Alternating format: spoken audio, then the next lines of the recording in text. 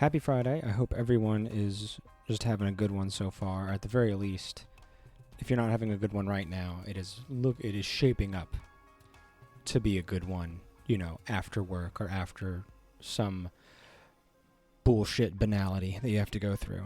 A few hours away from a 3-day weekend. Hell, yes. Any meetings today? Any absolutely unhinged behavior, 2-hour illegal meetings on a Friday? I hope not. Because if they do that again 2 weeks in a row, they deserve what comes to them. It's out of the hands of the law at that point. It's kind of just like, you take it up with the judge, and it's like, sir, he murdered half the company. And it's like, yeah, well, what are the circumstances? What's the context? Please inform me. It's like, well, we did two weeks in a row. We had Friday meetings, 3 hours plus. And he's like, I'm sorry, I can't help you. You did that on yourself, my dude. How you doing, bro? I'm doing okay. I'm feeling pretty good. I'm happy to be here. Happy to be with friends.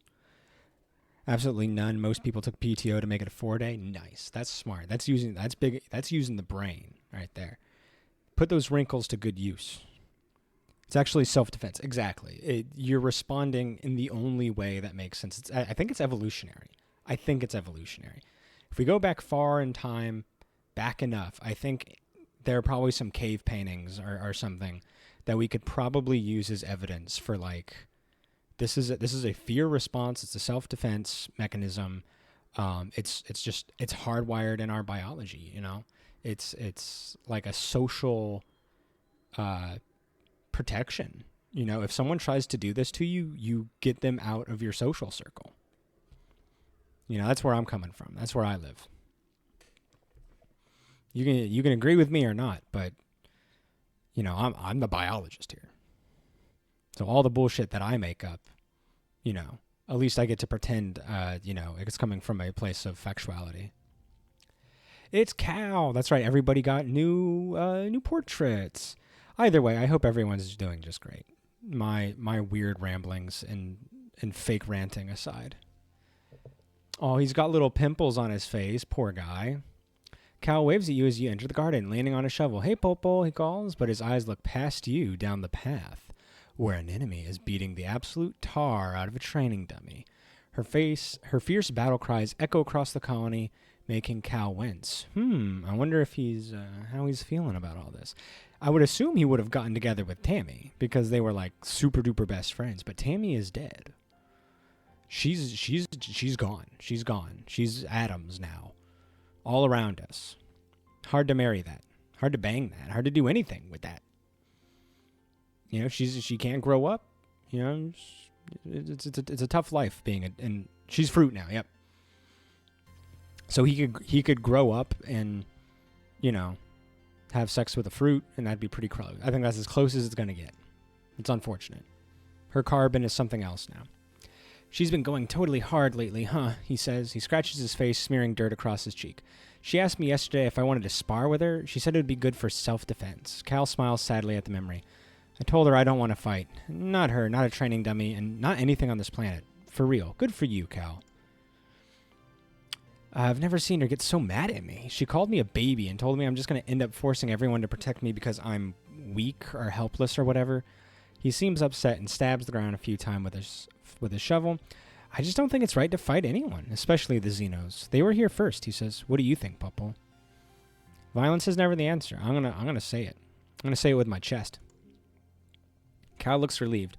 I'm glad you think so too, he says. Everyone's always telling me to see both sides of the argument, like they think that just because I'm young, I haven't made up my mind yet. He shrugs. I just think if you don't have to hurt someone to get what you need, you don't deserve to have it. I just think if you have to hurt someone to get what you need, you don't deserve to have it. That's a sweet thought. Sometimes I think about the Xeno I had to kill, the first time they attacked. Like, obviously, I'm glad I'm alive, duh, but now it's dead. His eyes go back to an enemy. She stopped sparring with the training dummy and is looking up at the gardens as she has a drink. Neither she nor Cal wave at each other. It was an accident. I didn't mean to kill it, he continues quietly. It just happened. I wish I could tell it I'm sorry. Cal clenches his fist. There's got to be a way to figure out how to live in peace with all the cool things that live on this planet, he says. Like, hey, look at this weed I saw growing over here. Ooh. Cal has such strong convictions. It's one of the things you like best about him, even if some people disagree with them. Wow. A 7? That's ridiculously strong. Hell yeah. You spend a few hours with Cal in the garden as he shows off the area that he's getting ready for the next planting season. The adults are really starting to trust him with more planning as he gets older, and he beams with pride. When you finally head out, you're just as dirty as he is, but you feel so much lighter. I think that there's some truth, like in one, the trust thing. I think that's really important to give like anybody.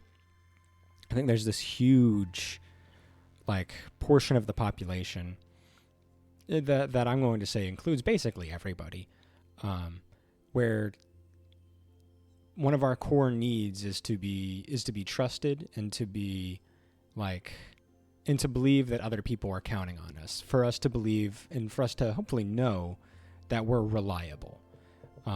So like a lot of, kids mock and scoff at the idea of responsibility, but I think there is like a point where they do want that. And definitely adults want that. Like if you're in a relationship with somebody and one person does all the work, it's hard to, feel good about yourself when you don't feel like you're providing the same way that you could, whether that's for like medical reasons or, just like the lack of ability or skill or knowledge or something. I think that's, it's something everybody struggles with. Like when you're raising a kid, there's some things that I can't do that my wife can do. There's some things that I can do that she can't do. And it's like, it's tough when you can see someone else working really hard and you can't help them. It's a tough feeling, especially with someone that you love and care for. I like you, Cal. Let's see. Do we have anything to do here? Did I miss a tragedy day? No. Other than us having to look at friggin' Dis again. That's a tragedy in its own right. Ooh, medicinal roots. Let's go give Tanj a treat. She deserves it. Yeah, we're stressed as hell. We're about to go take a break. Breaking a chemical bond both requires and releases energy. Whichever one is greater determines whether it is an exothermic or endothermic reaction. Tanj says, tapping her finger against the laboratory table. I wonder if there are similar classifications for when the bonds between family are broken and new ones are created with others. She sighs. Chief instance is the closest I have to what a family is supposed to be. I like you. I think we get along. You and I get along, Tanj. I wouldn't say we're super close, but we're pretty close together. She likes these roots. Let's give her one. Yeah, okay, that's what she usually says. Cool. All right, let's go relax. I think we gained a whole bunch of stress the first part of this month going outside and doing something. We ended up really stressing ourselves out. We got like stomped on by some kind of creature. We're going to relax in the park.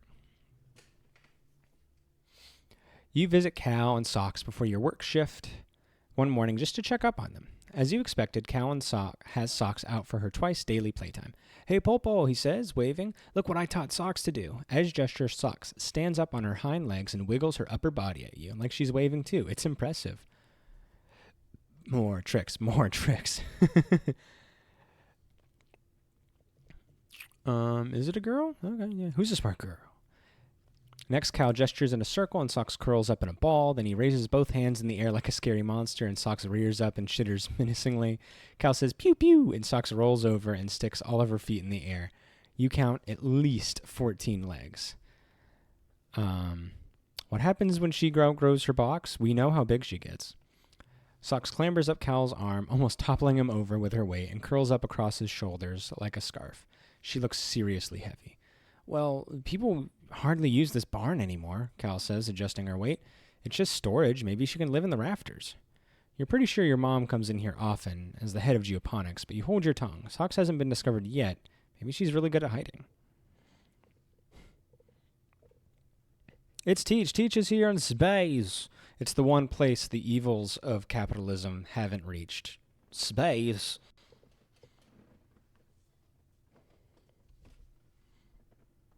Oh no, did I miss something important? I must have missed something important. I'm not in the loop. Oh man, this is me being a teenager all over again. Sorry, one of the dogs is making a weird noise. How do you find food? Kyle looks distressed. It's really hard, he admits. She eats so much right now. Tons of leaves and grasses and those rocks, of course. I think she swallows them all together and chews it up in her guts like a float cow. Her teeth look like they go all the way down her throat. I don't know if I can keep hiding how much food she eats, though. Does she get lonely? Cal says, looking down at the ground. I think so. She used to sleep all the time, but now she needs to run around and climb a lot more. I still come here every morning and evening to let her out, he says defensively. And she goes back into the box right away when I tell her. She's a good dilly piller. I promise. She knows she's not supposed to go outside without me. He pets her snout. I think maybe she's just not a baby anymore, you know? I totally get it, man. Let's frickin' relax. That works too, Premier Tichenko? I'm not from it. Yeah, I don't know what's going on. I don't know what's going on. Both of those cards are fine. We'll take that. Let's keep our memories.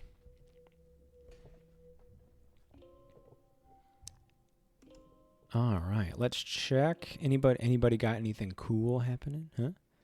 Any cool things happening here? Where's the party people at? Where are my party people at? No one wants to talk? Fine. I'm going to go explore. Oh, you quote some Red Alert 3. I go with it. Okay, that's the only thing. I don't even remember that's the game it comes from.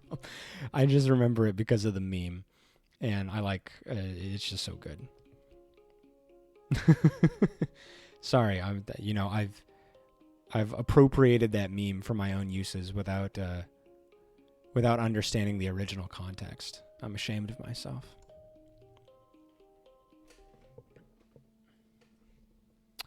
All right, let's explore. Whee! I wonder how far we can get. Like, we're starting a lot quicker or a lot earlier in the year this time. So I think if we can make it to the end of this area, like get to the, I guess they called it the boss reaction or the boss challenge or whatever. I wonder what happens. I'm very curious, of course. The character who says it is Premier Tredenko. Oh, okay. Thank you.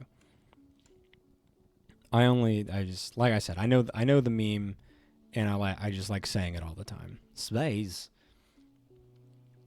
A mass of dead bushes blocks your way. They have very pointy spines, and they look very, very sharp. We've got plenty of combat. Let's get through there. We've already done that one before. No need to read it. Ooh, some more herbs. Let's grab those. And let's go over here and start here. The terrain here is strange. Some kind of smooth rock covered in lichens and tiny plants. It's weirdly warm, and the spark snow melts when it hits it.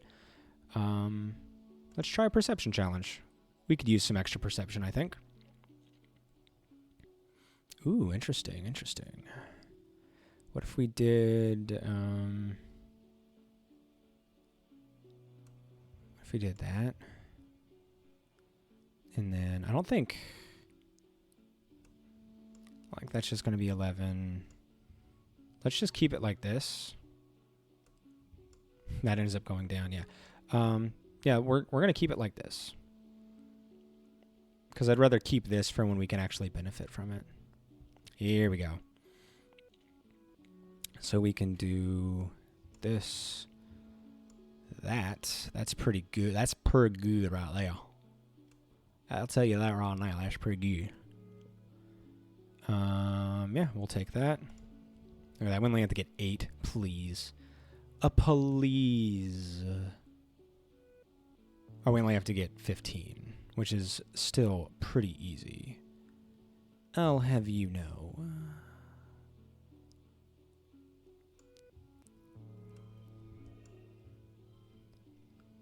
So this is... Why does that have a +2?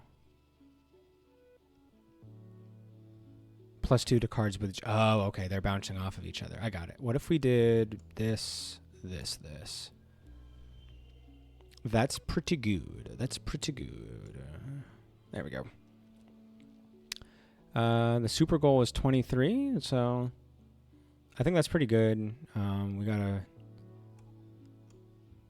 a 4, 5, 5, 6. We can do that. Yeah, I think this is okay.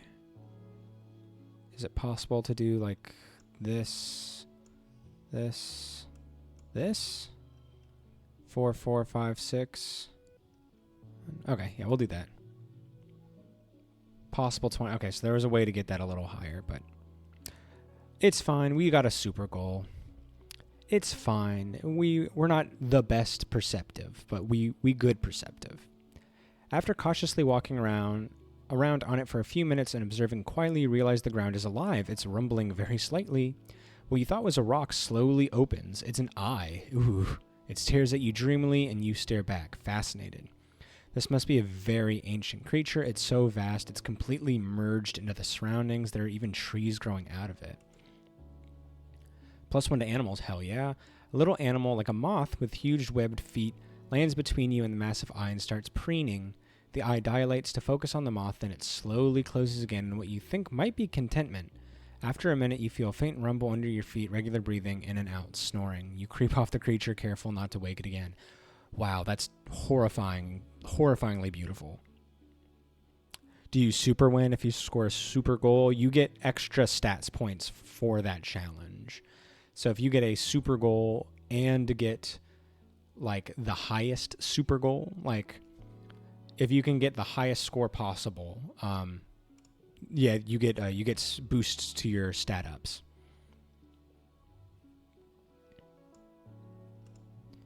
So like if I was going to normally get like +1 perception for completing that challenge, if I got the super goal or if I got the highest like three stars, I would get like an extra 1 perception.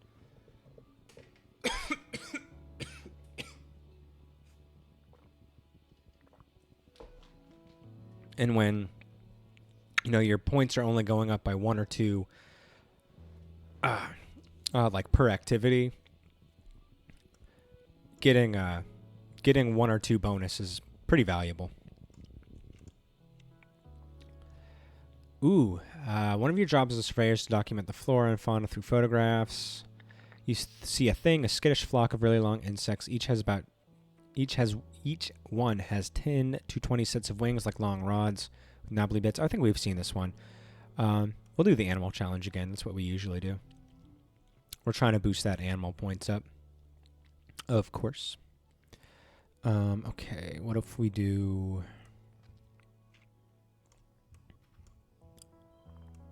Oh, that card becomes a 2. Interesting. That sucks. We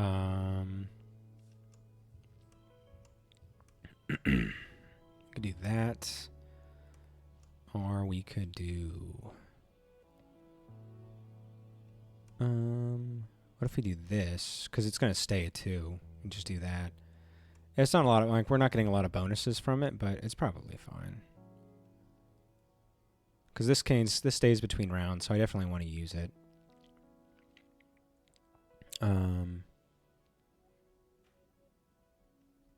This one doesn't. Oh, that one changes to a 4. Okay. That's probably the best we're going to get. 15 points from challenge 1, or round 1 is good. We'll do that. All right. A grand feast. Okay, we can do a lot here. We can do 0.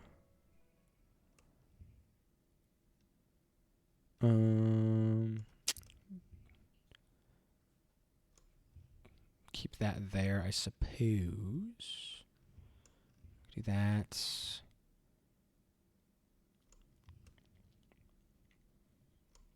One, two. So we get a bit of a straight there, and then that. That's probably pretty good. I think so. We'll take it. How many do we need? We're going to need to make a pretty big boost next round if we don't do something. If we do this. That's pretty good. That's much better. 0, 2, 3, 3. Yeah, we'll do that. This being right here does kind of suck. But it is what it is. We'll do 6. Is there any way for us to boost that one? I don't think so. We can do that. Yeah, there's really nothing we can do there. And then can do a 3, 2. So we can get a bit of a straight there.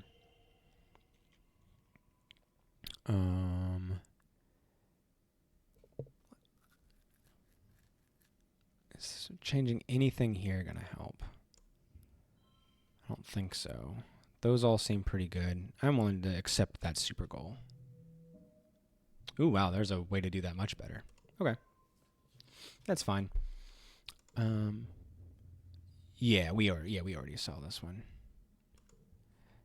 All right. So they do repeat. We have confirmation that those repeat. So if they repeat, I'm obviously just going to, skip through the dialogue. Not going to read something we've already done before. Yeah, let's go through here. Got another challenge ahead of us. So this is locked. Oh, that sucks, because this one's like really good for stage 3. If it's locked there the whole time, that's actually kind of decent. But other than that, it's kind of bleh. What if we do 1, 1? That's a decent start. Yeah, not much we can do about it. Let's accept it for what it is. Accept it for what it is. All right. We can make some changes here. We got 2 things with gems. I'd like to keep those for the last one, just in case. What if we do 7, 1, 2, just like that? So we're going to have to get a 25 next round, which I think is possible, but... So that gives us a 1. What if we do this? That's 13. It's 12. Okay, so this is better. Just slightly. Because of the animal book. And then maybe we can do... We'll accept it. Alright, so we need 24 here. How are we going to get that? So that's 4. That's good. What if we do that? That's pretty swell.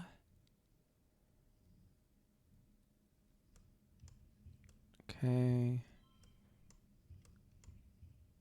That's nice. That's a good bit right there. And then we could do 4 and a 3. 27 is pretty good. I bet if we did something like that, it would probably go down. Yeah, because all those are getting a negative now, so we don't want that. So we got 2 pairs, and a flush in the middle. Can't move this one because it's locked. What about that? Okay, yep. So that's better. Those are good. All right, yep.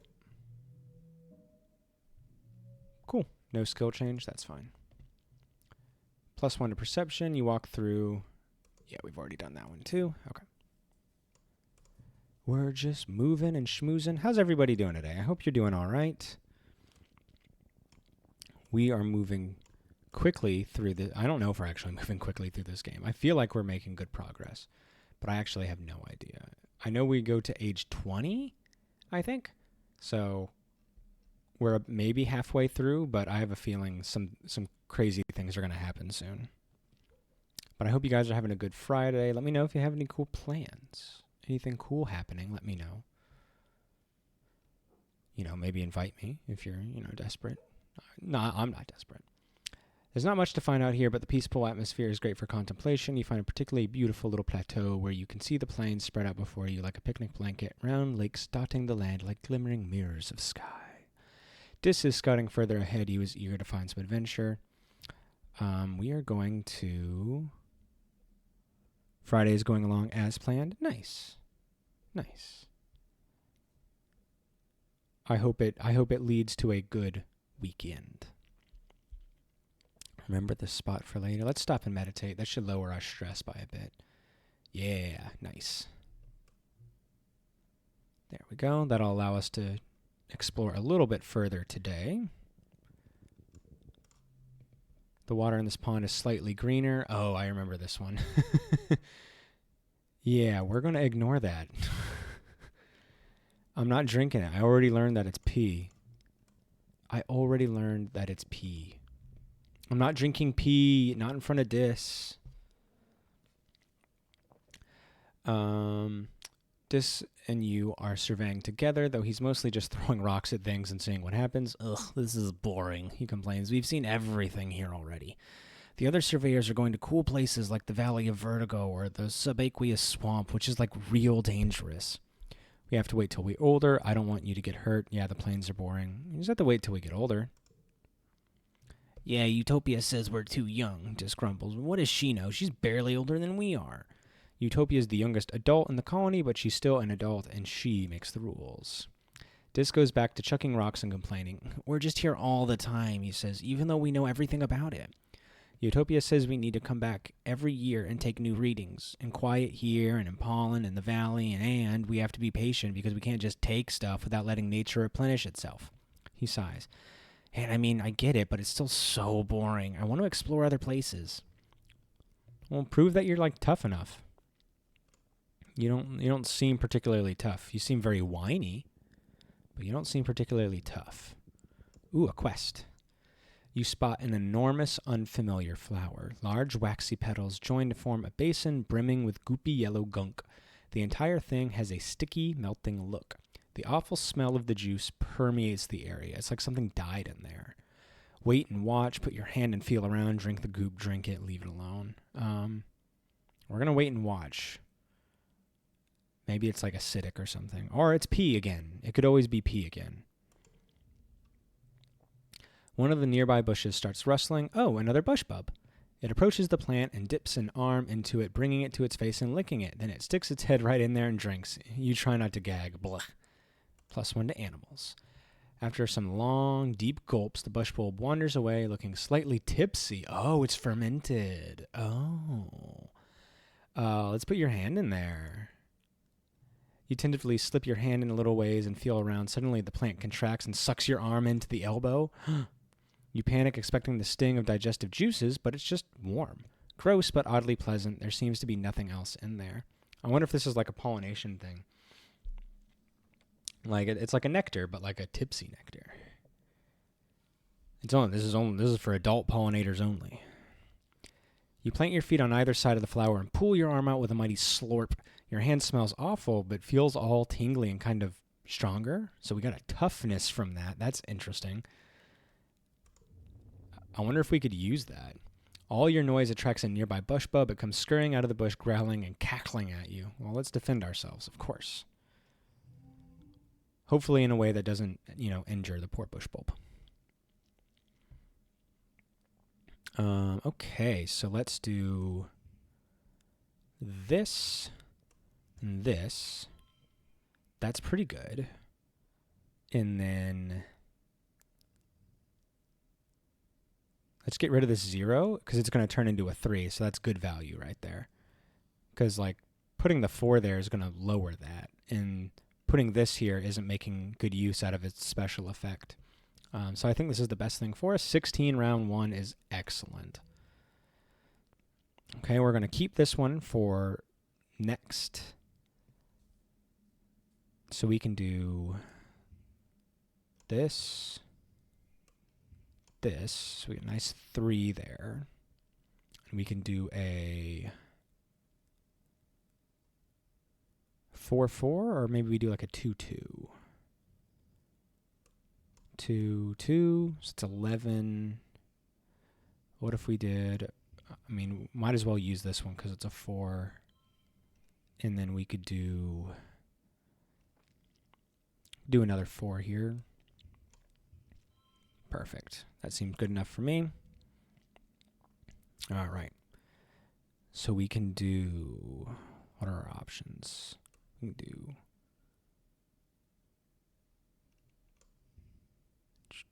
we got a lot of stuff here. 5, 5, 4, 4, 4. Ooh, nice. That looks promising. So 3 4s in a row, and then 4 reds in a row, and a pair of 5s and a pair of 4s, or a triplet of 4s. 3 of a kind. That's the word I'm looking for. That's the word. Yeah, I don't see how we could do too much more on this one. Like, what is this? 33. That's still a 33.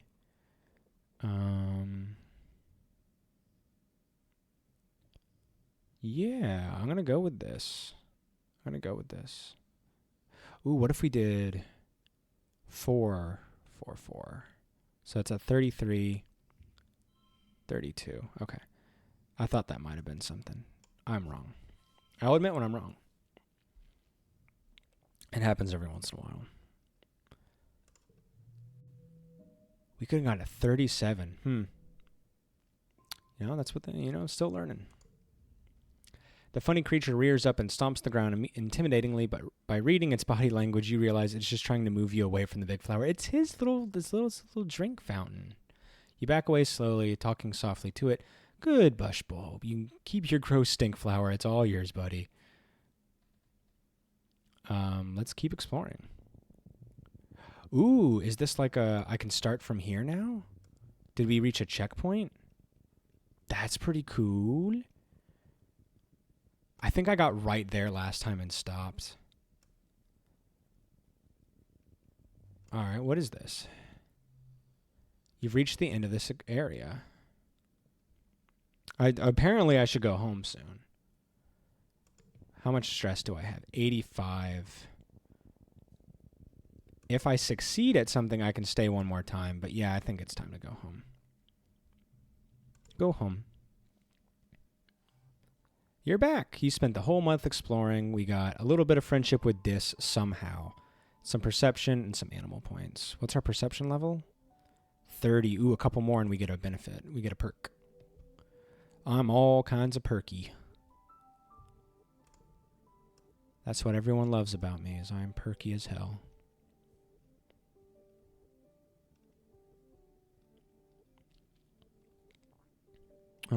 I think we can talk to our dad. We've got those, we got 40 in animals, and I think that's something that he'll give us something for. Let's talk to him. It's pollen, so he's probably, he probably needs to, wear his damn respirator, because he's just got a death wish. You can hear your dad sneeze all the way from engineering. It's explosive, like he's trying to scare away predators. He's wiping his nose as you approach on a handkerchief blotted with shimmering pink. Lately, he's also surrounded by a fine dusting of pink pollen that clings to him wherever he goes. You keep brushing the glitter off things in your quarters. This is like he's going to metamorphosize into like just a spreader for this shimmer. He gives you a hug, then brushes pollen off your shoulders, laughing self-consciously. Oh, he's got sparkly dandruff. You haven't heard him laugh much lately. He's been working hard trying to improve the colony's food supply. He's showing signs of malnourishment too, though your mom is worse. You're worried for both of them. Your dad's skin is kind of shiny in patches. He sees you staring and rubs his hands over his arms. Sparkling dust poofs off of him in little clouds, scintillating in the light. Oh yeah, that's a new symptom, he says. Seems harmless though. You should stay inside. You should see instance. You should be wearing your mask. Stay safe. Fucking go see the chief engineer, please. Your dad waves you off. I will, he says placatingly. She's as busy as we are these days, though. There's no sense bothering her. He flexes. He's pretty strong, though he's got nothing on your mom. And I'm doing fine, really. I don't believe you. Your dad sniffles. Gosh, I feel like someone stuffed a whole watado up my nose, he says. Like I could just poke a stick up there and pop fresh watado juice. Ugh, Dad, gross. He just grins. What? It's true. You follow his gaze out to the fields, into the lands outside the gate. I wonder if the foragers could use an extra hand, he muses to himself. Yeah, maybe I'll join them out there tomorrow. Neither of your parents are taking proper care of themselves. They're so stressed out from the poor harvest and low food supplies. They try not to let you see it, but you can tell. Maybe your dad is right. A little seasonal illness is nothing compared to the danger of running out of food. That's an unfortunate thought. 1 second, my wife just texted me.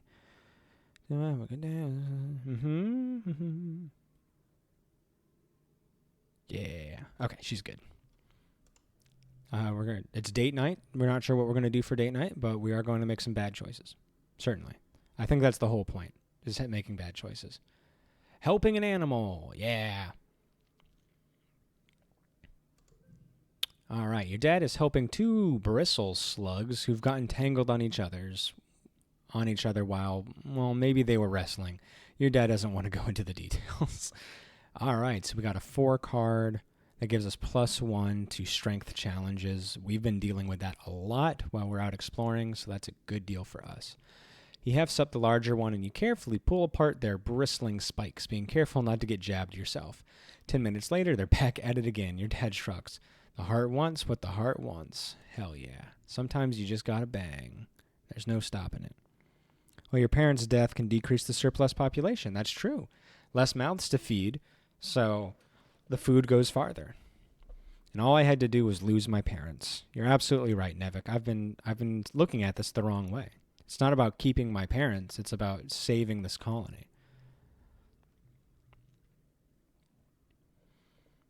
Cal is listlessly kicking a sports ball around. This is kid stuff, he says, eventually just kicking it into the garden. Sports is just like war games for kids, you know? Winners and losers and thinking your team is the best and everyone else sucks. He shrugs. I just like doing important stuff now is all. Let's give him something. Let's give him... I'd like to give... Hey, Cal, you want my bobber fruit? Let's see if he'll take a bobber fruit. Food! Cal grabs the food out of your hands, then remembers his manners. He gives you a big hug. Thanks, Pawpaw. I'm starving. How did you know? Yay, we guessed right. We know our frickin' friends. We know our friends. Here's a guy who knows his friends. All right, I don't see any other events. Let's go rest, lower our stress levels, and then maybe we can, if we've reached the end of that area, let's go and see if we can talk to Chief Engineer Instance again. Maybe like we found something that we can use while we were out there. Your mom is tending to her garden as you relax nearby. You're both happy to leave each other alone, but you can hear her muttering to herself as she pulls weeds. Every day, she grumbles, you'd think I was never here at all. With how some of these weeds grow, I thought that bringing only nice plants would mean we wouldn't have to weed as much. But these Vertumnan plants, they're unstoppable. She pulls hard on one weed, which turns out to be a huge creeping vine that yanks out a few flowers. Ah! I just want one place on this planet that's ours. Let's ask her about the Earth. Maybe we can like distract her. I bet she would also appreciate the help. I don't know. Would this bother her, like asking her questions while she's doing this? I don't know. We are hyper stressed, and I'll help her. For biology. I already have maxed biology. You get down there and help your mom pull weeds for the better part of the afternoon. I would have thought that would have raised like my toughness or something. It's surprisingly hard work. By the end, your back and shoulders are aching and the palms of your hands are on fire. Your mom dumps a huge armful of weeds into a wheelbarrow. These go all the way to the edge of the colony, she says wearily. Whatever plant these roots belong to, they're invading my garden. She turns toward the wall and yells, "You stupid pink bastard, stay out there where you belong." Angry woman yells at plants. First steps. Screw first steps. We don't care about that shit. We've taken so many steps by then. Who cares about the first steps when we've had billions? No one, not me. You're at lunch with your parents. Sliced soy cakes and watery broth again. Great. When they put down their cutlery and look at each other, then you. Polpo, your mom says, there's something we should tell you. We've tried to shelter you from some things, but we think you should know why we've been working so hard on geoponics. There's a meeting after lunch, and I want you to come with us. Okay. You follow your parents to the council room. Mars has also tagged along, and you take a seat near them as your mom and Aunt Anne stand to address the council. After Udicott officially calls the meeting, she gestures to your mom. I'm not going to mince words, your mom says firmly. All of our efforts to increase food production in geoponics have failed, especially given the failure of the pixie beans. The destruction of the fields during the last attack put the nail in our coffin. By end of the year, the colony will run out of food. The rest of the council murmurs in concern. You and Mars exchange horrified looks. You've been doomsaying about our food supply for 2 years, Flulu. Rhett questions, do you mean to say we're past the point of no return? Your mother nods grimly. I'm afraid so. Even with rationing, without securing a Vertumnan food source, our supplies will run out by wet season. She gestures to Anne, whose face is grave. Anne and I have gone over the supplies and come up with food plans. We've crunched the numbers. We're all going to die. Game over. This is how it ends. Starving to death. Your mom sighs and spreads her hands. I'm sorry. Geoponics should have been producing better by now. We should have been able to wean ourselves off of soy rations. During wormhole transit, when we lost our hydroponics in the whole breach, she sighs again. I know I've said it so many times, but our crops just don't grow here. We needed those algae tanks. We needed the microbial soil from Earth. Why weren't we told earlier? Adults screw everything up. It's not my mom's fault. I love my mom. I love my mommy. It's not. The survival of the colony shouldn't rest on one person's shoulders. It's not fair. She's been working harder than anyone. She did everything she could. The council mumbles an agreement. You decide they probably never really blamed her or your dad. The only holdout is Mars, who crosses her arms and grumbles that it's clearly a problem with leadership. Thanks, Obama. Thanks, Flubama. So what do we do now? Instance asks. Starving to death isn't an option. No, it isn't, your mom replies. We need to secure a food source this year, before our rations run out. We're working double shifts in geoponics, but it's not enough. We need more people planting, tending, turning the soil. We need more hands. Ooh, I was hoping we'd unlock a new area. Yes. I can pull back the surveyors and focus on foraging native plants, Utopia offers. Even the young folks can help. If they've proven themselves around the survey equipment, I'll send out a hollow message later. So we can now forage. Cool. Gain status starving. Yay! Yay, we're starving. I wonder what that's going to do. Physical skill increases reduced by 1. Yikes. That sucks. This has been the burden of geoponics for too long, Udicott says. It's time we step up for our future. The consul nods in agreement. Your stomach rumbles ominously.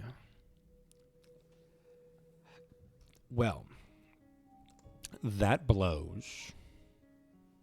Maybe I can find like a bobber fruit. Cal ate one. He seems to enjoy them.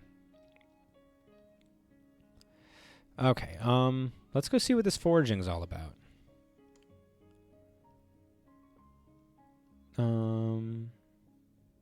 I don't think we can interact with anybody else. We're not brave. We might be able to do something with her. I think, is she toughness? Yeah, she's toughness. Okay, so we need... Yeah, we need more toughness before we can do something with her. Alright, let's check what's going on over here. Forage in the valley gives us perception and biology. Okay. Let's try it. Everybody clearly needs it. You carefully pick a yellow flower. Utopia greets you warmly as you muster for your first expedition with the foraging team. Popo, I'm glad you could make it. We need everybody here. Everyone we can get out here right now, boosting our food supplies. Hey, we've got good perception, so we're ready to sniff out those tasties. Oh no, I'm smelling a tasty. Oh, Utopia, it's you. You're the tasty. Good luck hunting out there, she says, handing you an oversized backpack. More like a basket than a pack. Use your hollow palm to identify edible and medicinal plants and just throw them in here. I'll sort them back at the base camp. Oh, and keep a lookout for creatures. It's pretty peaceful out there in the valley, but even a little bug will get you if you're not careful. Go slow, pay attention to your surroundings. If you're unsure about something, don't approach it. Stay on the path and don't get lost. We don't call it the Valley of Vertigo for nothing. Thanks, sugar. Any questions? What's a fine lady like you do? I was just kidding. Are you going to let me flirt with Utopia? I'm like fucking 13. She's like 24. Ew. I mean, I kind of want to do it because Utopia is cute, but like that's the you know, the adult me. I want to do it just to see what happens, and maybe I will. What sort of things should I collect? Utopia shows you how to use your holopalm to determine if something is edible. There's a whole category on your holopedia, including photographs and scientific names. It's mainly plants, so there are some minerals and other things that don't look edible at first glance. There's a lot out there we haven't found yet, she says. Document anything you find that looks like it could be useful, but don't put anything in your mouth until you check with me first, even if it looks edible. It might be a lookalike. Even the plants are sneaky. You're about to leave when Utopia snaps her fingers. Hold up, Pulple. We're also investigating some species we might domesticate. Those we'll want to tag and capture. Ideally, we're looking for herbivorous, geez, I can't talk, I'm sorry, sugar, creatures that already live in herds, and either produce something edible or reproduce quickly enough we can slaughter them for meat. If you see anything that fits the bill, tag them and bring them back. Oh, I missed my chance to flirt? Ah, fuck. Next time. I'm not going to let that chance pass me by. You find a cute girl with cat feet and, you know, you give it a shot, I think. I think you might have to give it a shot. Respectfully, you give it a shot. Man. Another what is this? It's like a mushroom octopus with little baby arms? Oh.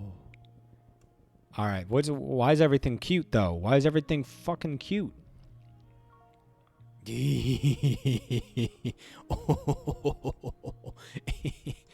Look at this little creature. 1 second, I gotta take my stupid face out of here so I can get a good picture of this for a thumbnail or something. I gotta use this picture.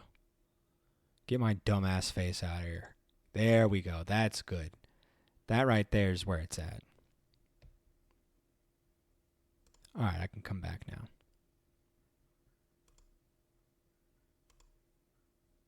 Gee, what the hell just happened? Oh no, I messed with it and it's all fucked up. I shouldn't have touched nothing. Are we back now?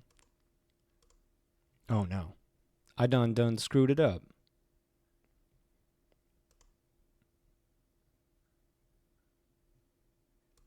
How did this happen?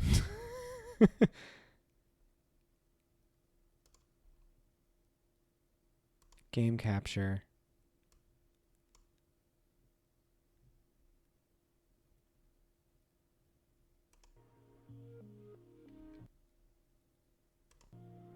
Come on.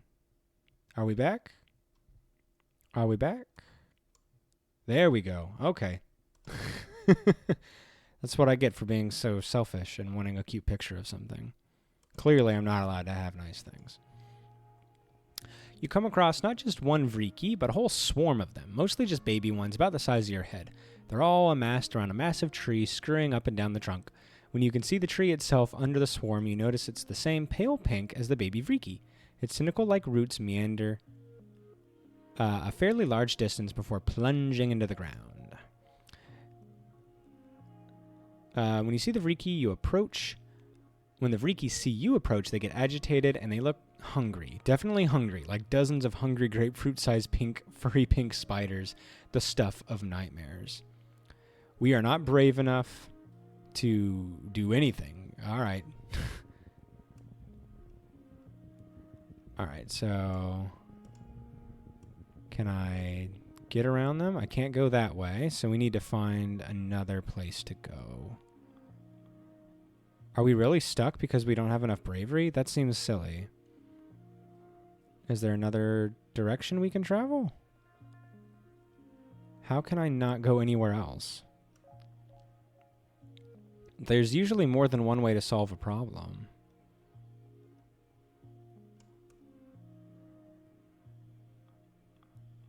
Ooh, fruit.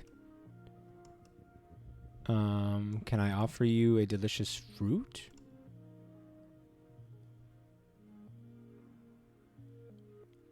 Okay. Huh. I don't know what I'm supposed to do here.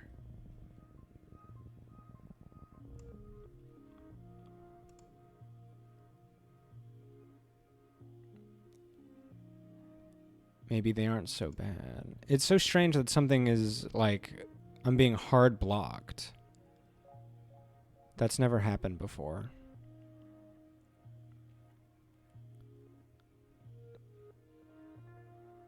I don't want to waste my month, like not getting anything done. Okay, I mean, I guess I need to work on my bravery. I've only got 4. I don't know where I'll have to look around and see what I can do for more. All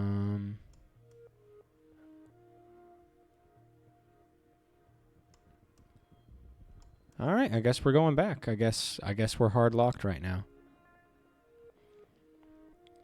This isn't for us, clearly. And I didn't even get to frickin' flirt.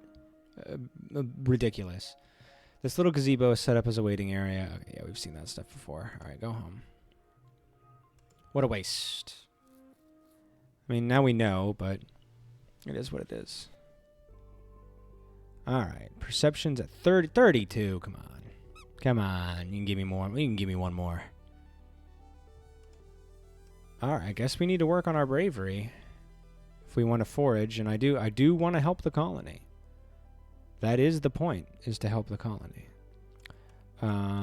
Anything over here for bravery, I would think. Okay, playing sports ball. I don't want to do that. Is there anything else I can do? Please don't make me play sports. Anything over here? Deliver surprise, organization, and friendship. Yeah. What about the depot? Nope. All right.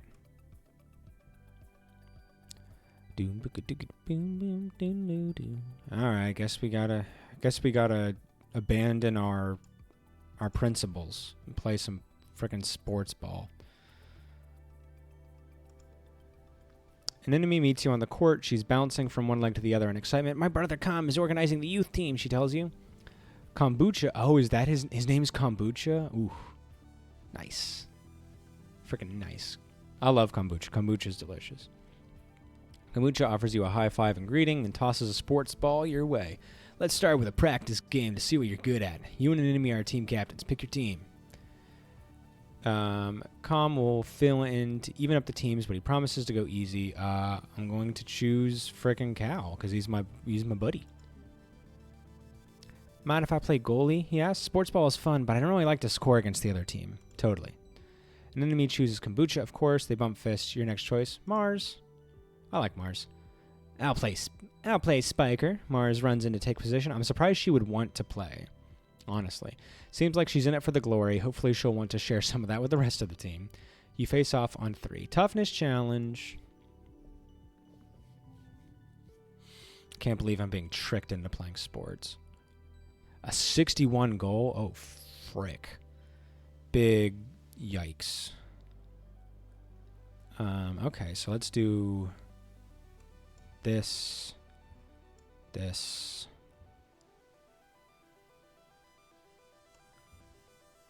That turns into a 2, and then we can do this. Okay, man, that's rough. That is a bad start.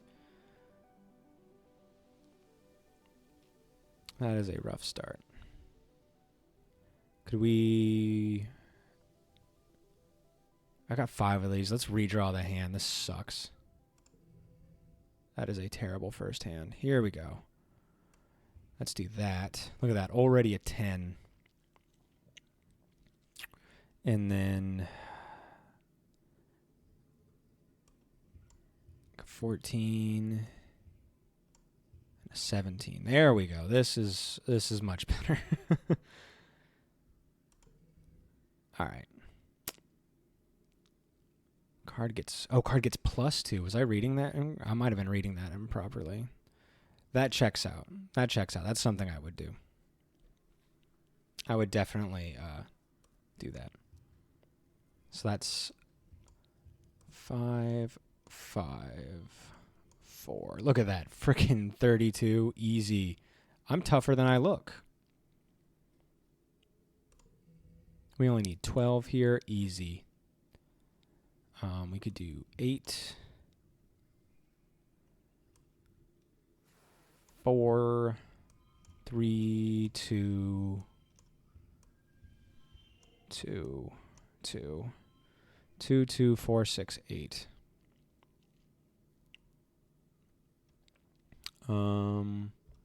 What if I do this? So that's a 30. It's also a 30. Okay. We'll take it.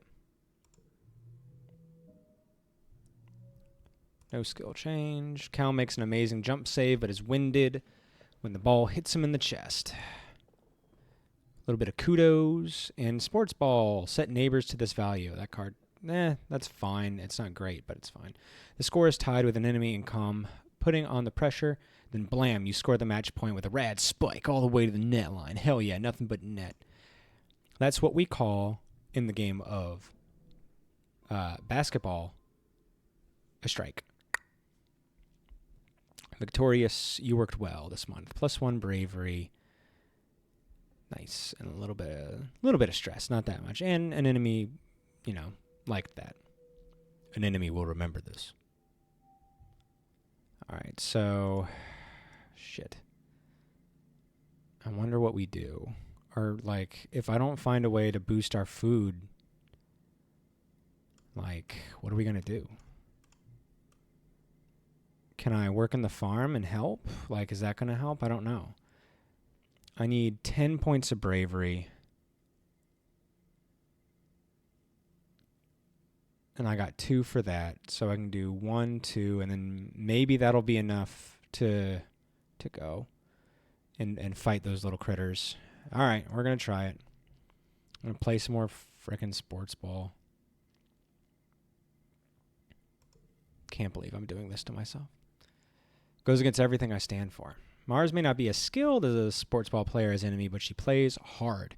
She orders people around like a team captain, but she isn't so great at passing the ball. She'd rather be the star. Her favorite thing is to spike the ball right into the opposing net stop's body. It's not a legal move, but she's done it so many times that the opposition now stands further back when Mars has the ball, which is exactly what she wants. Did you see that? An enemy complains to you during a break. Mars wouldn't pass the ball to either of us for 10 whole minutes. Somebody has to do something. An enemy looks at you questioningly. We don't have enough persuasion to talk to her. Let's just not pass her the ball. Let's just let Mars be Mars. If we don't have the ability to talk, I don't want to enable her behavior. So let's just not pass the ball to her. Oh, less stress. That's nice. For the rest of the game, you and an enemy pass to each other and ignore Mars. She notices, but just assumes you want to be the star too and doesn't give you any hassle.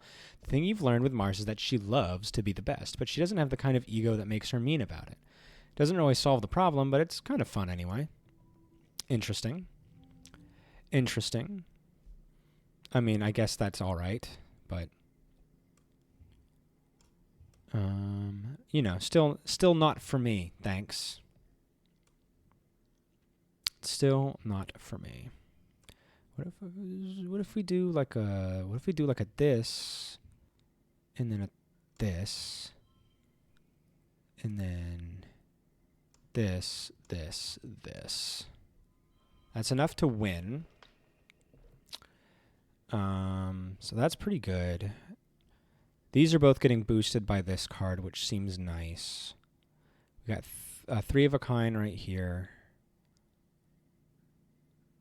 I don't think there's any other way. What if we did this? There we go. That's a little better. So we're getting bonus points for the extra colors too. Because that's the 3. Okay, yeah, this makes sense. This makes sense to me now.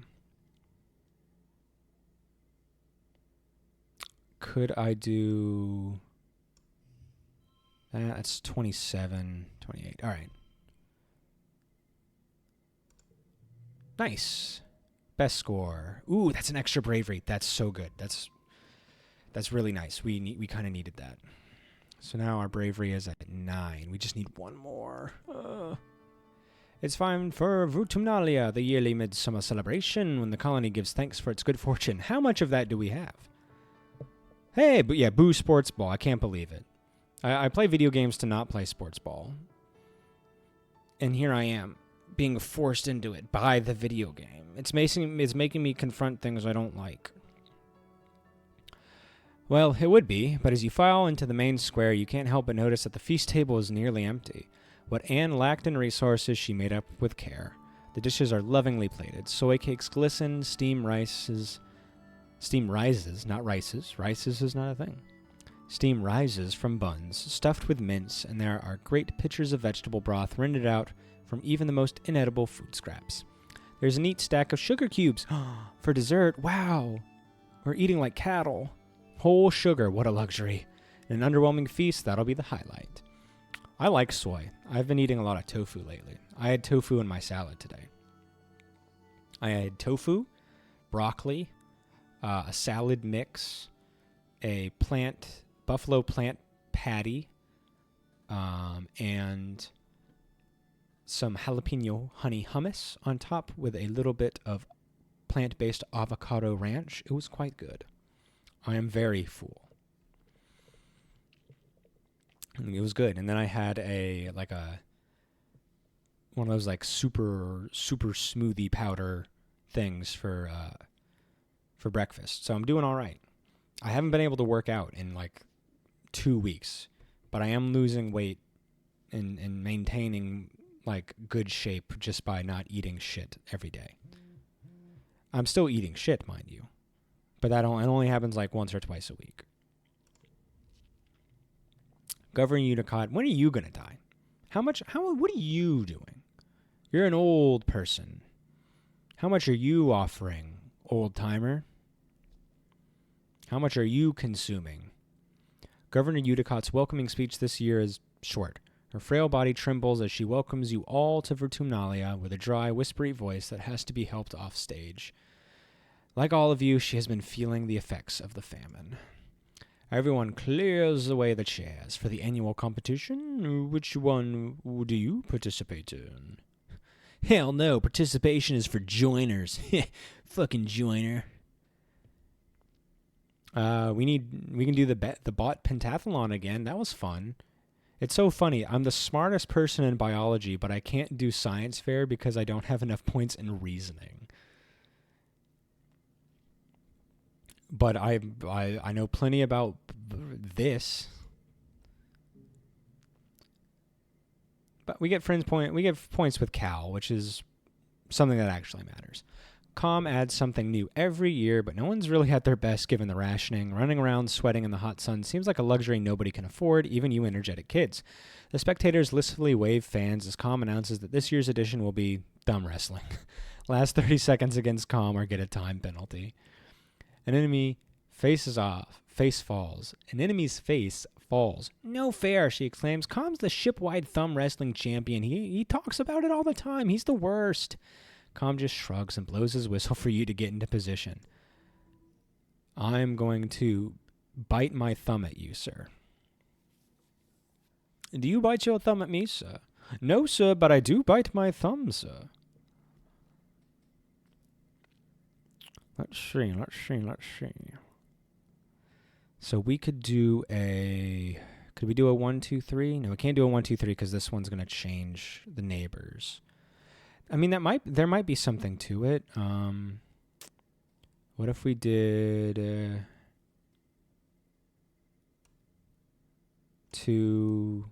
2, 3? That gives us 12. That's a decent start.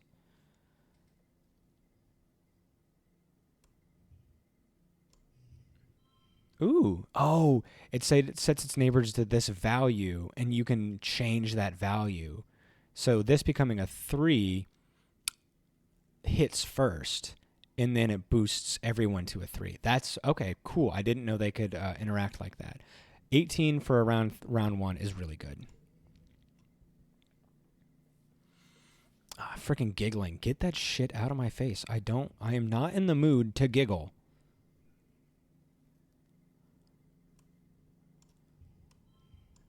I am not here to giggle.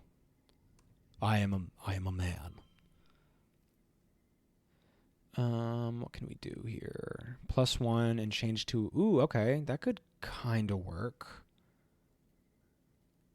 Because we could do this here and then move this one right here, and that'd give us a little more points. There we go. 22 is good. Because that just was like 19. Yeah, easy. Ooh, shit. There are some really bad cards here we need to get rid of. I can do... Yeah, we're gonna need to do some change and heal. Yo, what's up, Blanco Co? Hey man, how are you? Happy Friday. Hope you're doing very well. We are trying to find a way to make math work. And wouldn't you know, it sucks. We don't like math here. 15, yuck. Math, never heard of it. Sounds like something that sucks. All right, what if I do... I think we're going to redraw. This is just a terrible hand. Something better? Please, please, please. Here we go.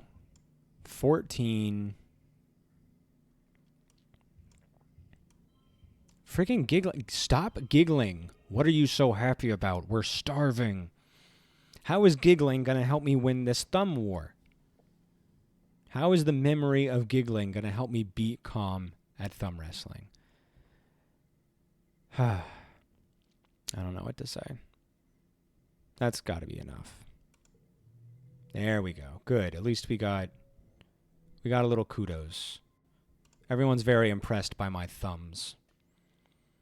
You don't beat Calm at the thumb wrestling. At thumb wrestle, nobody can. He's the best.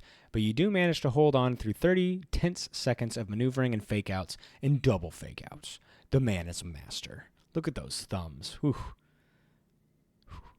What those thumbs do, Calm? Beefy thumbs. He could lift you with those thumbs. He puts a thumbs up and it's so much force, it creates a sonic boom into the air. Anybody not on their menstruation cessation products immediately gets pregnant. Instantaneously. And obviously all the kids also have those thumbs. That's just science. In fact, the things you learn from Calm in those 30 seconds can be applied to the bot you have to wrestle at the end of the contest. You wonder how you never noticed before how much of bot wrestling is finesse, not just brawn. All right, we're still starving, but we're popular, so that's kind of cool. And we're Botathlon champions once more. Spam, get that freaking crap out of my face. You win handily, obviously, because we were thumb wrestling. An enemy whines at Calm for being unfair, but she still takes second place. Ooh, nice. Stress goes down. That's super good. After the festivities, the whole colony takes a few days off for a break.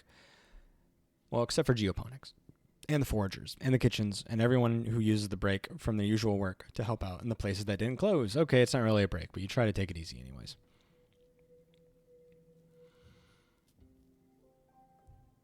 All right. So we need one more bravery in order to get past those little critters. Where's Dis? Is it possible for us to, like... Because he has something to do with bravery sometimes. And if you do... Sometimes if you do a thing, you get a thing. We need 20 for him. Damn. Alright, fine. Cal, what are you up to?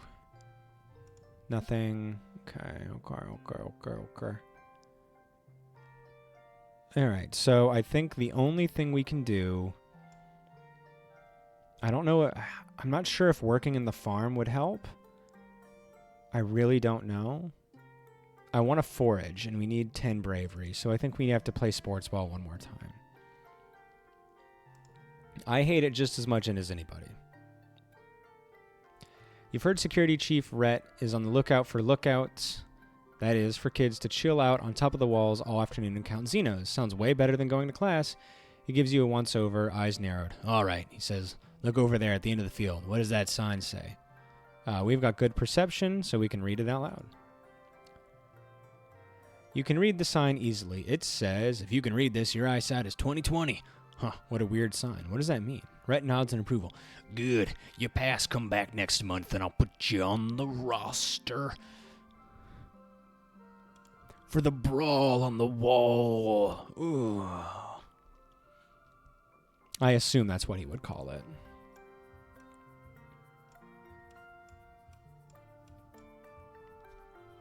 All right, so we've got our 2 5s next to each other in the color. We've got a 3 4 5. We got a 2 3 4 5. So we got an excellent straight. We've got a 2 of a kind. We got a flush, and then we've got a 2 of a kind. Nice, and a flush because of the colors. Hell yeah! This gross, stinky burger. Yeah, oh, and we got an extra bravery. Fuck yeah. We're brave as fuck. Not really. We're pretty cowardly. But we're doing okay. We're just going to take it as we go. All right, so we should have enough. I'm going to save just in case. Let's do this. Call it bravery check. There we go. I don't want to waste time when the colony's dying. Forage in the valley. Let's do that. So we should be able to take down those crits now. There they are. We are going to fight them. I don't know if you guys have seen these things yet. But these are Vriki. They're tentacled, furry mushroom spiders. And they're blocking the way. They're a problem. And unfortunately, we must fight them. We have no other option. We were hard blocked by this bravery wall. We had to. A 65 goal. Holy shit. Holy shit. I mean, I don't like it. I don't like it either. What if we do a 5, 3, 4, 5, 19? That's a good start. That's a good start, you know. Oh, bonus to pairs. Oh. Okay, I don't think we can... Oh, what if we just did this? So that's a 19. All right, that's a 12. That sucks. Don't do that. Don't do that. I changed my mind. All right, 19 is a good start. We don't have anything else that we can do for that, other than just boosting it again. I mean, we got a bunch of mushwood, so we could do that and put that there. There we go. 21. That's much better.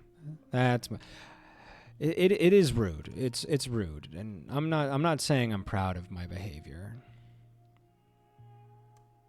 Are we gonna fail? Are we gonna fail? I think we might fail. Can I draw a card, please? Okay. Ooh, I can do this again. Where that goes there and there. And then I'd like to keep that. I'd like to keep that. All right, 23 is pretty good. We'll take that. It ain't perfect, but what is? What if I move that there, that there, that there? There we go. That's the better one. Because 7 wasn't doing anything on the end there anyways. Perfect. We got this. We got this. We managed.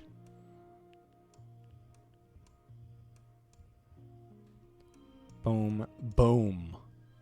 Hell yeah. 5 5 5s all together. A 4 and a 4. That seems like a win to me.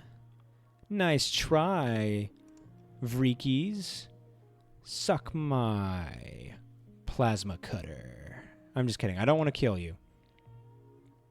Well, that wasn't so hard. You smack a couple of them to the ground and the rest scuttle up to the boughs and hide there. You puff your chest out bravely and walk on. Yeah, nothing says bravery like picking on something smaller than you. You decide to take a shortcut through the jungle to a path you were sure was just up ahead, and now you're lost. Everything looks the same here. The plants are too high to see any landmarks, and you swear some of them move around when you aren't looking.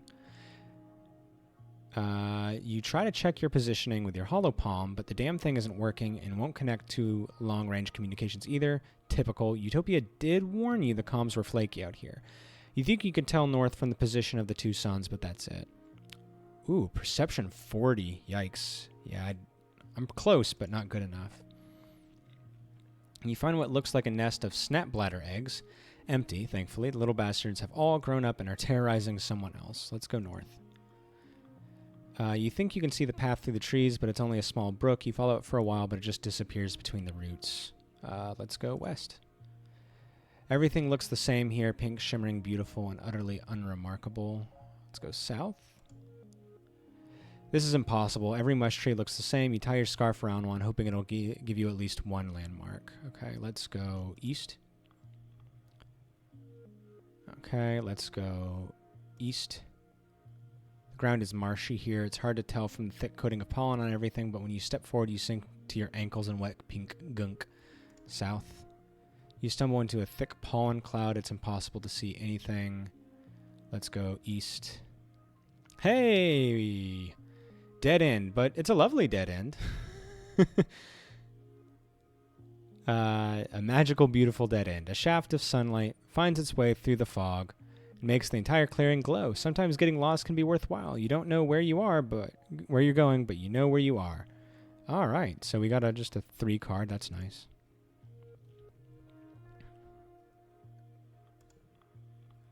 The ground is marshy. I'm gonna actually have to pay attention. Snapbladder. I hate that. No kidding.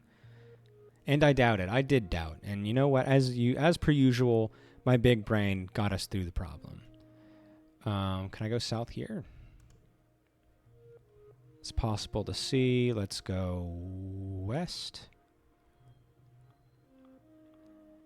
The forest goes quiet as you splunder through it. You get the sense you're not supposed to be here, like, at all.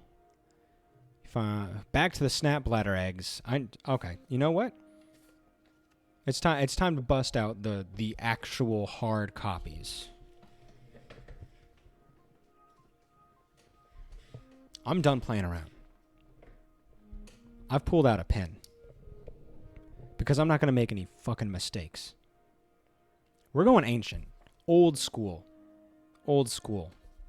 Alright, so I'm going to put an SB for snapbladder. If we go north from snapbladder, you think you can see a path through the trees, but it's only a small brook. Okay, so north equals a nice brook. You know what? I've never seen a nice brook in high school. I'll tell you that. Every brook I've ever met was a bitch. So south is going to bring us back to the snapbladder. So we're going to go west. We're going to eat the soggy waffles. All right, so going west is going to give us pink and shimmery. So I'm going to say pink, shimmer. She says as if she hasn't filled many notebooks with random maps and stats over years. I love making hard copies of notes. Have you played Tunic? I would show you my... I don't know if I still have it anywhere, but I have a notebook, like a flip notebook of notes I made playing Tunic. I took pictures and wrote, like, I used the stylus app on my phone to draw in notes on pictures I took of the screen. It's so fun. Play Tunic, everybody. All right, so east is going to send us back to the brook, so we must go south. You spot your scarf wrapped around this mush tree you've seen here before. All right. So that leads us to our scarf. Our scarf, of course. Adds to ever-growing list. You know what has to happen? North is going to take us back to the pink shimmer. East is going to send us back to the snap bladders. South we can go to, or we can go west again. Let's try going west again. You follow what looks like an animal path, hoping it will eventually cross the ones made by expeditions. It does not. Okay, so I'm just going to say animal path. So we must go east again. And now at the scarf, we must go south. You think you recognize this mush tree, so a mush recog. We've done north, so now it's time to go south again. In frustration, you bang your hollow palm against your other palm. Essentially, you're clapping alone in the wilderness like a fool. It seems to do the trick, though. Your hollow palm registers a signal from base camp and brings up a map and compass. Well, at least you're out of here. Staring at all this jungle has made you a little more perceptive to the subtle differences. Maybe next time you won't get lost. This sucks. Because of the starving, I'm not getting any perception ups. This blows. Freedom. But you know what? Writing down notes helped. Doobie-doobie-doo. Ooh. Okay. We should be able to make it to that one. We should be able to make it to that. Please, God. I just want to help my friends. You come across a veritable feast of berry bushes. Goopy, sagging bushes with enormous purple berries. They look delicious. Research them first. Ooh, biology challenge. Yes. Yes, yes, yes, yes, yes. Finally, something for me.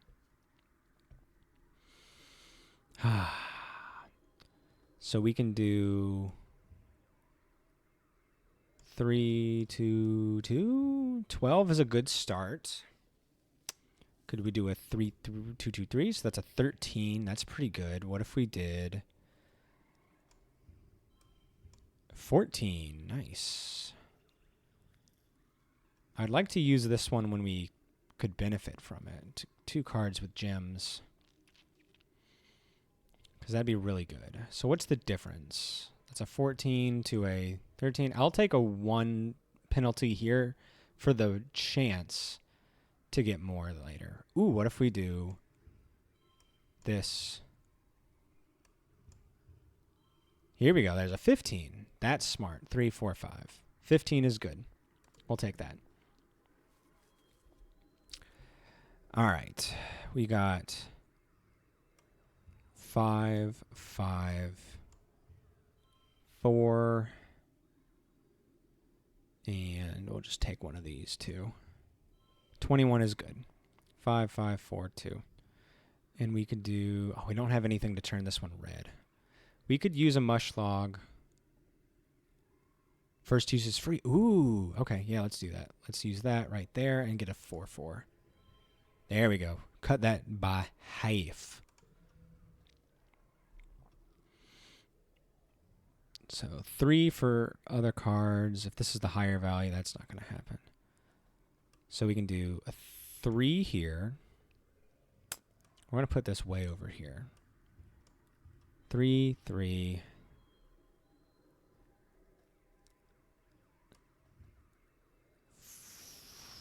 We could do this, this. And then a 4 over there. So that's a 24. Ooh, that gets us the win. That gets us the win. And all right, what if we do boom, boom, boom, boom? 27. There we go. That's a little better. Because we got them grouped up cleanly. Nice and clean. All right, what if we did 4G 26? All right, we'll take the 27 and walk out with our hands held high. +2 to biology. All right, we'll take it. Oh, these purple berries. They're not even in the Holopedia as berries. They're some kind of explosive seed pod. You take a few steps back, careful not to set one off. We're going to harvest them. We could still use them. Oh, as soon as you get your hand around one of the fist-sized berries, you hear a pop and feel the rush of heat against your face. These aren't berries. Aw, man. Okay, I thought I was going to be able to, like, use them for something. I'm a fool. Oh, new friend alert. New friend alert.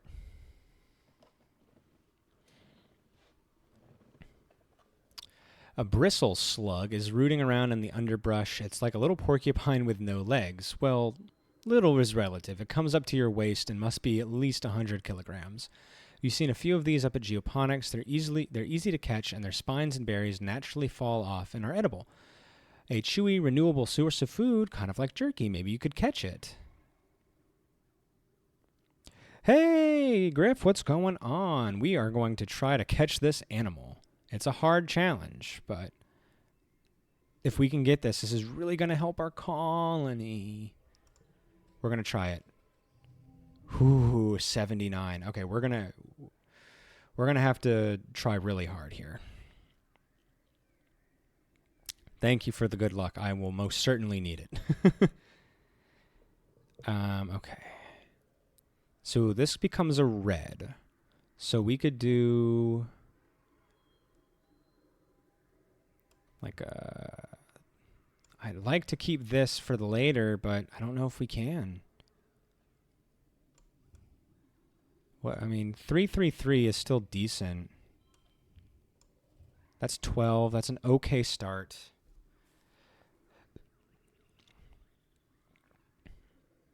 But do we just start like boosting things up? We've got all this stuff. It might be good to use it.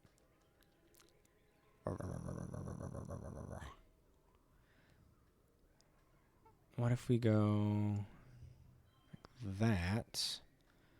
That's 334. That's 13 points. Will this override this, is my question. Like, is this always red? Can I override it by using an item? I'm going to try it. Nope. It does not override it. Unfortunate, but now we know, so that's kind of cool.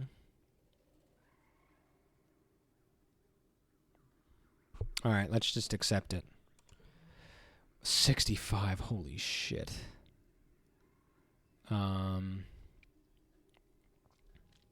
Okay. What if we do... Let's draw a card. A 2, okay.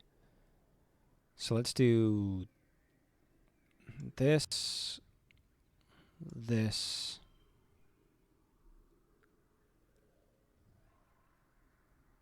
keep this in between rounds. That gives us, man, that's good. We need to get 45 points. Jeez. I don't know if we can do that. These are also just like not great cards. Some of them are okay, but some of them are very much not okay. What if we do this?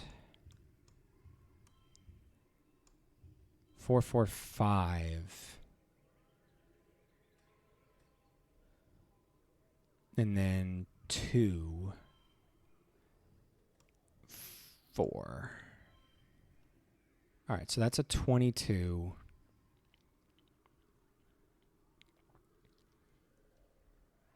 And we can't change that one. Redraw hand. Okay. Let's just go. 215 stress. Oh, God. Okay. 5. 4. This. This.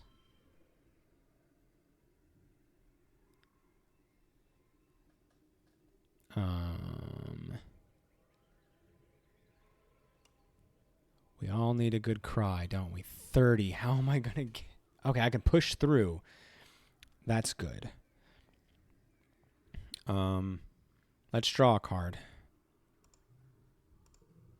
Ooh, that's maybe good. That's maybe good. Let's do this.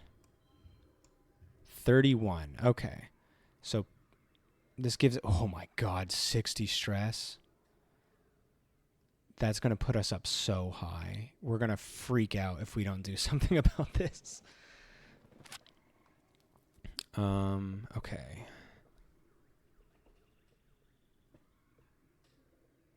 We're going to frickin' out right now. What if we redraw our hand? We're going to redraw our hand.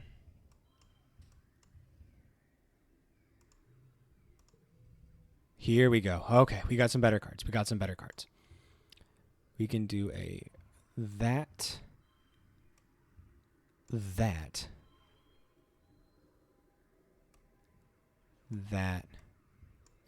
38. Now we're only pushing through 25 stress. We're going to take that. It counts. You're pretty sure this one is female because it has bristles on its butt as well as its head. Her eyes are a deep green. You think you'll call her Emerald. She seems calm in the net, like she isn't too worried about where she might be going. You crouch down with a clump of leaves, and she sticks her muzzle through the net and eats them right out of your hand. Her whiskers tickle.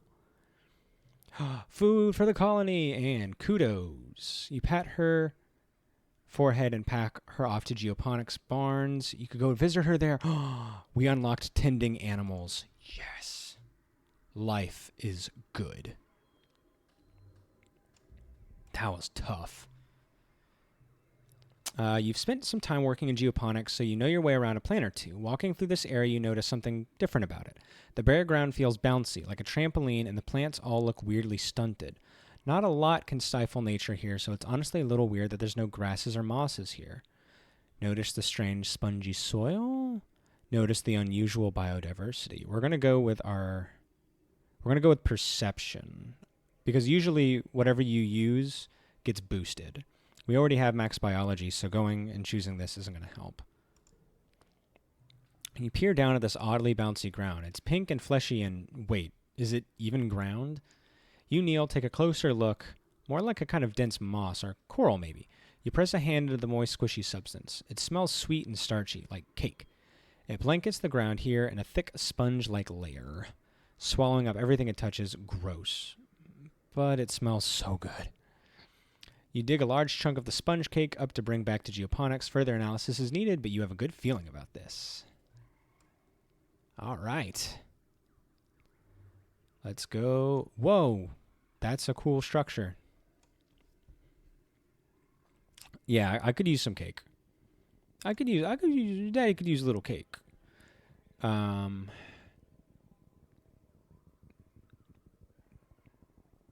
Risky. Very risky.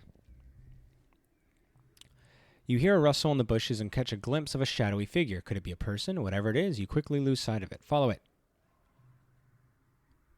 The wilderness is thick here, as is the fog that comes in waves. You'll need to rely on your tracking senses. All right, I think we can do it. 63. Oh, no. Okay.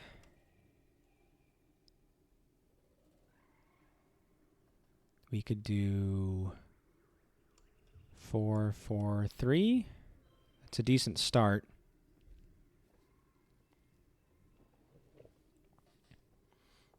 We could do 19. Okay, this is a good start.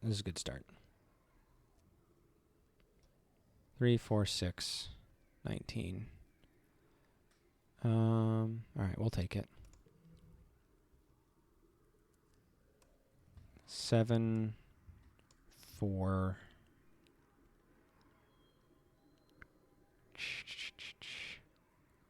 Do 3, 1. That's 20. That's pretty good. We can definitely win. What about this? 17. Okay. Definitely do that. Okay. 5, 4, 2, 3, 2. There we go. All right, we win. Is it the best we can do? I have no idea. I'd like to try to play around because I would really like to get a couple more perception points, at least one more. Okay, so that gives that. So we got a 25 right now. What if we do this? A 20. Ooh. It's interesting that that's a 25 like that.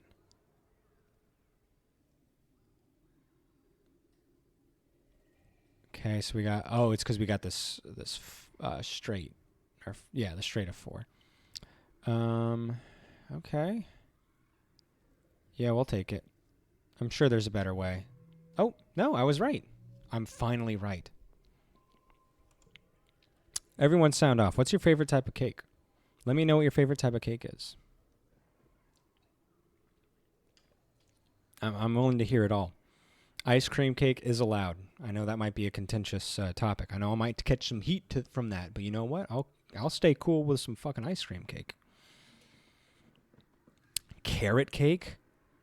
Carrot cake is your favorite kind of cake? I need you to elaborate, my dude. I'm not an ice cream cake girly. You should be. I like lemon cakes. I like lemon cakes with a really nice. I don't like the drizzle to be too just like sugar. Like I don't want it to taste just like sugar, but I love a good lemon cake. That's one of my favorites. Cookie cake. Did I hear someone say cookie cake? Yeah, cookie cake's a good one. I like ice cream cakes. We had a couple years ago, we let Door pick, design their cake from like Publix, and they picked. It was like a double layer, and it was like I think it was like a vanilla cake, but they put a layer of jam in between the 2 layers of the cake. Really good, very good. I always get a cookie cake for my birthday. Nice. It's the little things that you give for yourself. Brown spices, cream cheese frosting. It's the best. I'll do the cream cheese frosting. The spices I can. Sometimes I'm in the mood. Sometimes I like it. Sometimes I don't. Sometimes I do. But if there's something lemony in the house, I'll always get it. We just got. Oh, that's right. We found a relatively small business, they only have 2 locations in the city, but they do specialty cupcakes. So we did them for both the kids' birthdays, and then we did a practice one before their birthdays to see if we really liked them. And they did they had peanut butter, chocolate, which is obviously good, and they have these lemon ones that I really liked, and they had Oreos and red velvet and stuff like that. But then they have monthly specials or something like that. And so every Sunday of the month, they'll have things that they only make on Sunday. And they'll have a set that they only make on Mondays for the month, Tuesday, so on, so on, so on. So one of the days they made cannoli cupcakes. Oh, holy shit. It was so good. I love cannolis. And tiramisu. Cannolis and tiramisu, also very good. Tiramisu, also put that up there on cake list.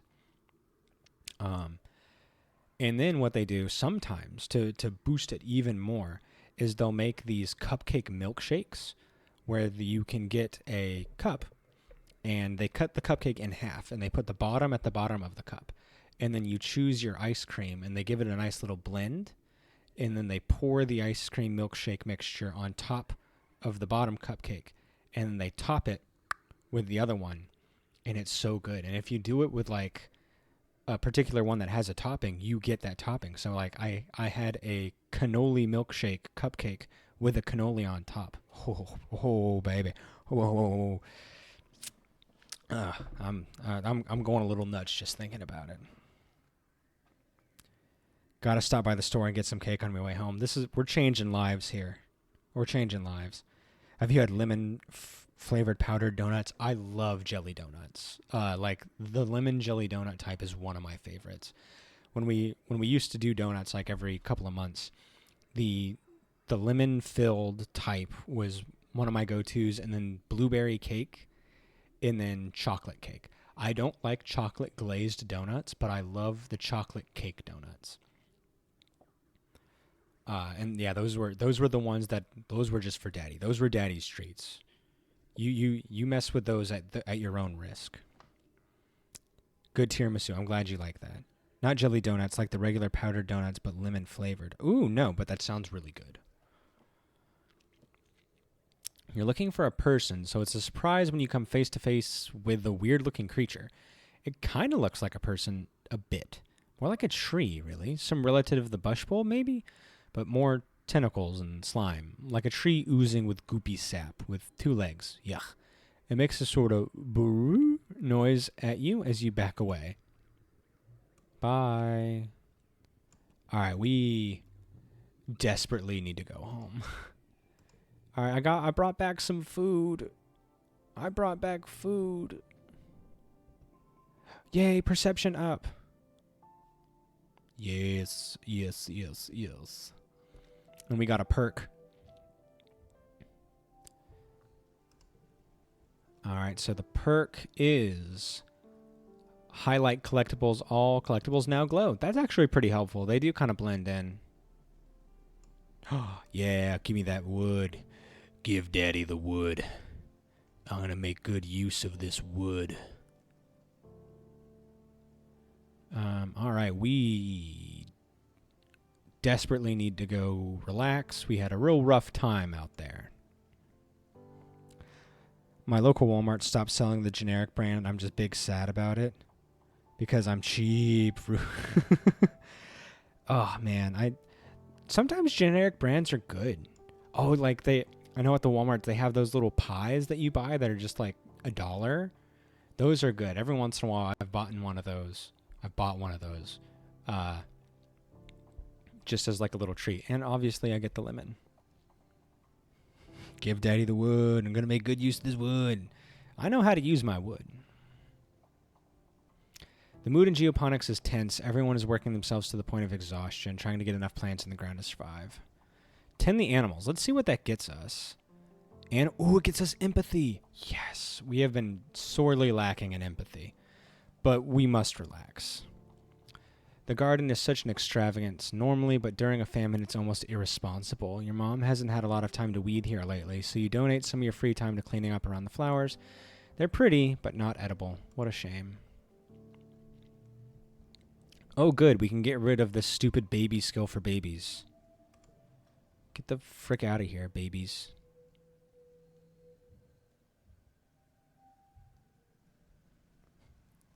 Coming to a neighborhood near you, my girth.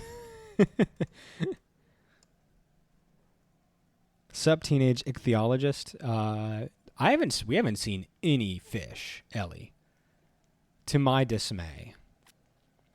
I have not found a fish. But how are you? I hope you're doing well. Happy frickin' Friday. What we are going to do is we're going to go tend some animals.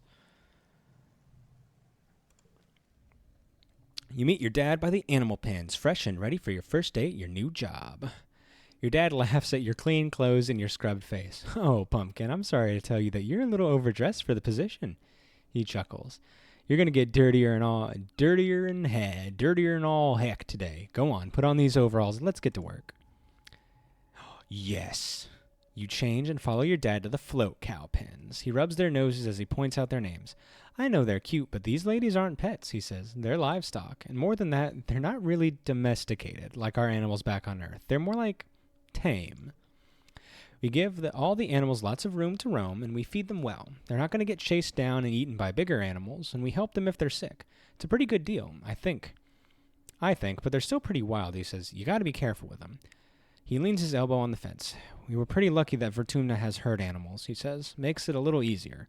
We'll probably have real domestic animals in a couple 100 years. Oh, that's being very optimistic, Dad. Well, kiddo, your dad says, spreading his arms, we've got all these animals. What do you learn about first? Let's learn about the bristle slugs, because we just got that. Oh, yeah, we've got a ton of them, he says. They're great, slow and gentle and easy to catch, which you already know. Oh, wow. It has dialogue that acknowledges that I've already caught one. Don't let the spikes fool you. They're actually really cuddly, and don't mind it when you pet them. It actually helps them. In the wild, they'll be scratching up all sorts of things. They'd be scratching up on all sorts of things to knock off those itchy berries. It's just the streamer that's fishy, not the stream itself. We are in a stream, I guess, so fish do, tend to inhabit those areas. Ooh, yeah. Would you count tiramisu? We will count tiramisu. Because I put it in my top. I put it in one of my top points. Yes. You're a good man. You're a good man, Ellie. I knew I liked you.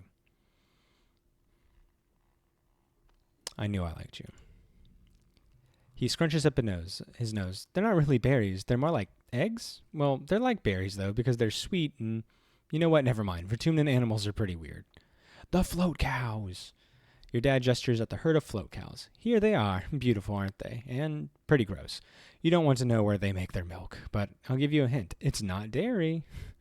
He laughs at your wrinkled nose. It's not any weirder than when people used to drink cow's milk.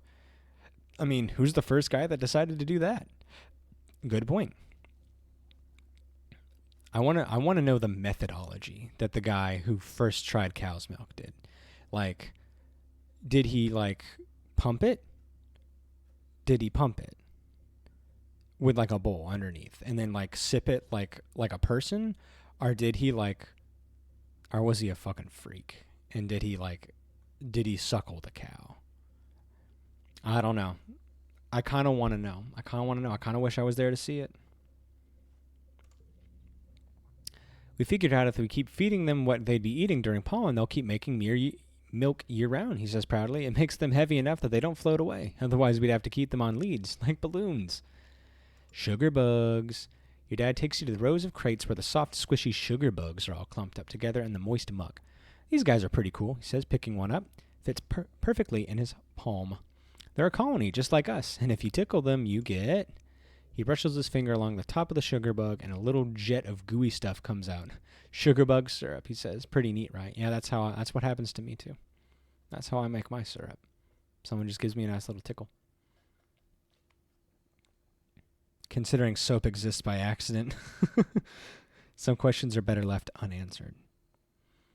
But, yeah, maybe it's cursed knowledge.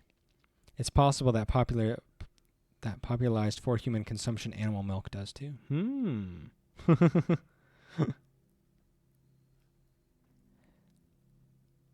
mean, someone probably just saw a baby calf do it, and they're like, calf looks like he's having fun. The biggest thing to point out about that is that, lactose intolerance used to be the norm. Most people were lactose intolerant because we weren't supposed to be drinking milk past infancy. So... the fact that evolved in us is, really important. And we wouldn't be where we are today through, domestication and agriculture and stuff if lactose intolerance didn't, evolve out. If we didn't push it out with just, being able to consume dairy is really important. The trippets. Oh, whoa. No joke, we thought these guys were just plants. For the first couple years, your dad says, we transplanted them from the wild into the greenhouses, but I guess that was just part of their life cycle, because it turns out they're sentient and can move around and stuff. Whoa. We moved them out of the greenhouses and into the barns, but we don't really treat them differently. They still mostly just sit there. Let's get started. Great, your dad says, clapping you on the back. That's the kind of energy I want to see around here. We need someone to muck out the float cow stables. They might float, but their poop sure doesn't. He hands you a shovel. Have fun. Nothing's going to keep me from eating cheese. I will not be stopped. I will not be stopped. You'd have to be a monster to not enjoy cheese.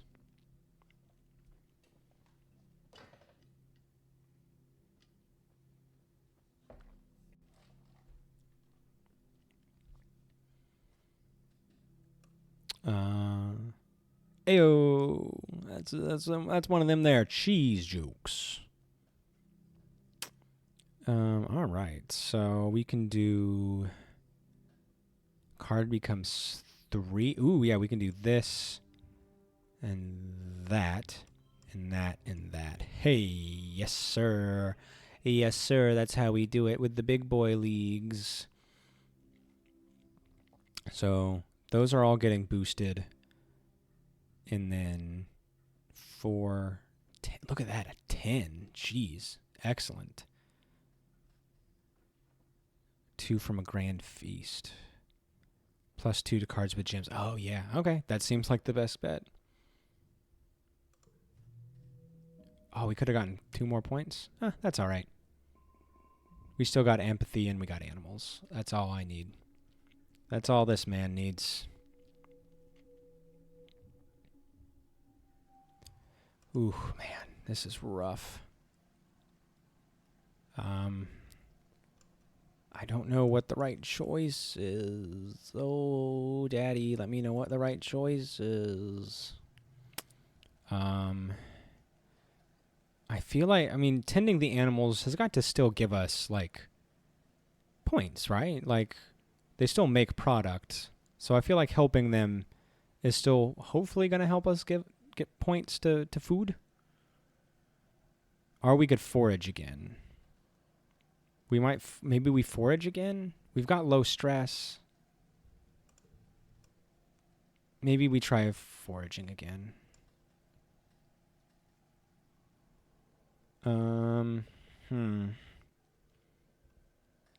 What if we get stopped? I'm gonna work with the animals. I'm gonna work with the animals again. Look at those animals, just chomping down on the grass. They don't know there's a famine going on. You were so hungry once that you tried chewing on some grass just to see if it helped. It's hard to say. You didn't feel as hungry anymore, but that was probably because it made the inside of your mouth feel raw and puffy, and you were worried you were going to die. Probably shouldn't do that again, but it was nice to not feel hungry. Let's tend the animals. Alright, so we do 7, 5, 5, 4, 1. Okay. So that's, I don't know how it could get better. 5, 5, 4, 4 is there, 1's there. Yeah, I don't need extra kudos, so I don't really care about meeting the goal precisely. Yeah, let's win. Yeah, okay. I had a feeling that was the best score. Animals, empathy, kudos, and stress. It's been 3 seasons of heavy food rationing, getting more and more strict as the year dragged on and the fields continued to struggle. You've been wasting away. You all have. It's not just a lack of calories. There just aren't enough vitamins and good stuff in the food you are eating. Ooh. Your muscles ache all the time. Sometimes you feel strangely euphoric, filled with inexplicable energy, but often it feels like there are weights tied to your shoulders pulling you down. You don't have the energy to do it anymore. Even the prospect of getting up to find food feels like too much effort. Better just to lie down and accept it. Despite being so tired, you can't fall asleep. You spend entire days in a dazed fog. At least you hardly feel the hunger now. It's hard to tell dreams from reality. I haven't related to this game more. It is. I guess you're starving yourself, Kara. At least I hardly feel the hunger. For months, the idea of food plagued your thoughts, each one like a dagger in your stomach. They've been replaced by an odd sense of peace. Now you feel half tethered to this reality, floating above everything like a balloon. Your friends stop working and retreat to their quarters. You lie to each other on the HoloNet, all saying you're okay, just taking it easy, waiting for the harvest. Well, the harvest came and went, as meager as ever. And the chronic illness, that'll do it to you. That will do it. Your mother still hasn't given up. It never rests. Never stops working, as much as your dad begs her to. She must be sleeping in geoponics because you hardly see her in the family quarters anymore. From where you lie, nestled in your bed, in your cozy fugue, it all seems like far, far too much effort to bother with. Let's get out. You try to drag your butt out of bed, but end up collapsing off your bunk. You barely have the energy to climb back up into bed. You don't feel pain or fear, just a strong urge to lie there and stare at a poster of a pink cat. There it is. Save me, pink cat. Which you do for hours. You're pretty sure that behind those yellow disc eyes, it's trying to tell you something about the nature of the universe, the cycles of space and time. Have you been here before, or is this the first time? We're going delirious. We're losing it. Your mom comes to your bedside and tries to feed you some of her rations. She looks like hell, sallow-eyed and gaunt, but she refuses to stop working. She says she can't keep the rations down anyways. They upset her stomach. Please, Popo, she whispers. Please eat it. So hungry. Oh. We're going to take the food. Our mama wants us to live. You struggle to choke down your mom's rations. Every bite is easier than the last. You can feel the fog lifting as you begin to regain your strength. After a week of bed rest and double rations, your head clears and you can walk again, but your mother still refuses to rest. Both your parents feel responsible for this famine, but as head of geoponics, your mom takes it personally. She's been skipping meals, relying on water and pressed soy bar rations, just enough calories to keep a body moving, but not enough to stay healthy. Yet she never lets up, working herself to the bone, barely even sleeping, increasingly sallow-eyed and gaunt. You and your dad try to slow her down, but, well, she's a stubborn woman. If not her, she says, then who? You and your dad are in the lounge, slowly sipping your vegetable broth, when there's a commotion at the door. Someone's run in, gasping for breath, yelling for you and your father to come to geoponics. Oh, good. Mom has probably collapsed from malnutrition and overwork, and she's dead. Being addicted to friendship isn't a chronic illness, Kara. It's a positive. Of course it is. You know what? We all just need to pick me up. This game is going to be here to make us all feel better. You run over, knowing deep in the pit of your stomach that something terrible has happened. When you see the faces of the agriculturists, your mom's people, you know that feeling is real.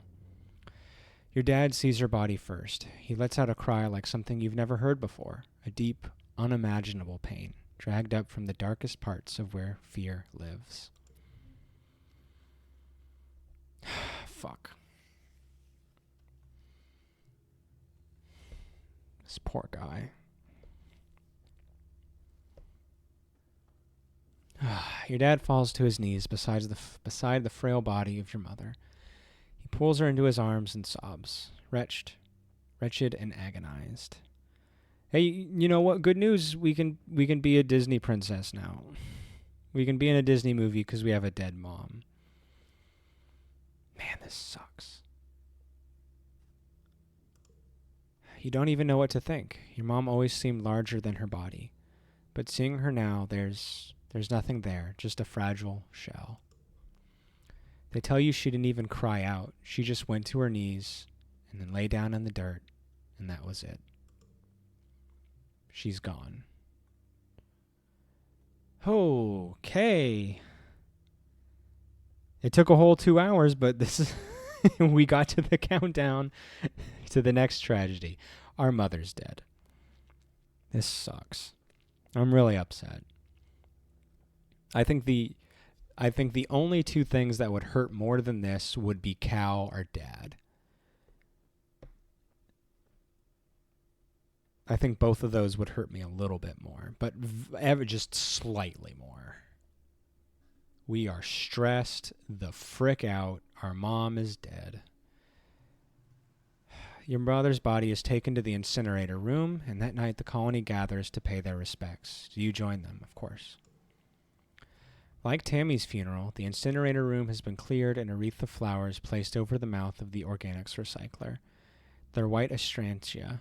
Oh, that's right. She always grew those in the garden. Your mother's favorite flower, carefully carried from Earth with the hopes of it flourishing on Vertumna. Just like you. You stand with your father and Aunt Anne. Udicott and the rest of the council are here as well, including Rhett. You're surprised to see tears rolling down his face. He's such a hard-ass in the garrison. Cal is here with all the other agriculturists. The rest of the colony waits in the canteen to offer their condolences after the service. Governor Udicott gives the eulogy. As a colony, we share our blessings, she begins solemnly. However, today, in sad company, we gather to share the burden of our grief. Fluorescent, Was born on Earth. Oh, is that what Flulu was? It was fluorescent. Oh, that's so sweet. She was born on Earth, but she more than many of us exemplified the spirit of our endeavor to bring life to beyond the stars. She bore life, not only in her body, but bringing it forth from the ground she so faithfully attended. The debt we owe to her is the kind that can never be repaid, she continues. It is with a deep and unbearable grief that we must continue on without her, in awe and respect for her sacrifice. The depth of what was never expected of her, but which she did not expect of anyone else. It is on her strong shoulders that she carries us still. Fuck. That's very sweet. Udicott closes the door to the recycler, and the particle disintegrators begin to reclaim the molecules that once formed your mom. Your father squeezes your shoulder, making a small choked. Oh, fuck. Oh, that got me.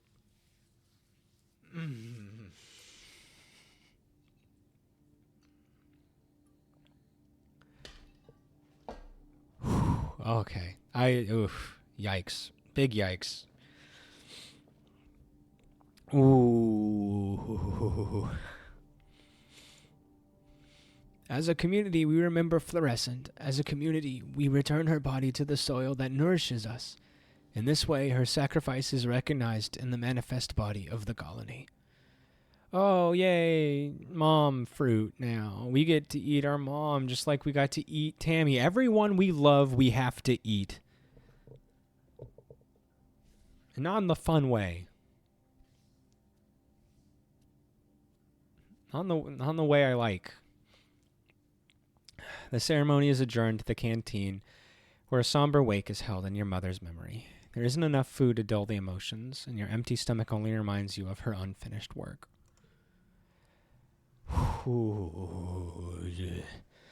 Your father is the new head of geoponics. In a few hours, he receives your mother's remains so that he can add them to the colony's precious supply of brown soil. Excuse me. So disrespectful. Brown soil from Earth. He touched the cool lid of the container, marveling that your mother could fit in such a small box. You don't have to be okay, your dad says quietly. His voice is thick with emotion. I know I'm not. I have to keep going where she left off, but if you can, you should take some time off. Okay, Dad. I will.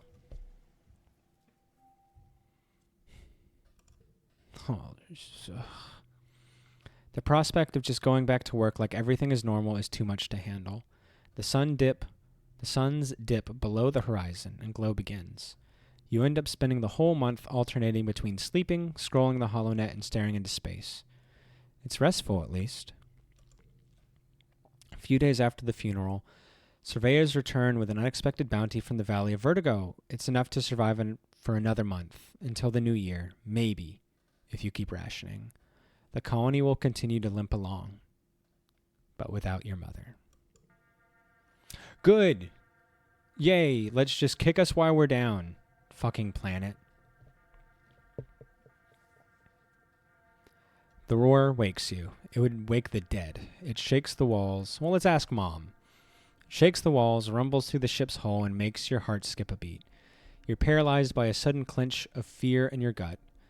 Through your porthole window, you hear metal screeching and people shouting. Then another roar, guttural and rumbling like the sound of a mountain collapsing. Something enormous is out there.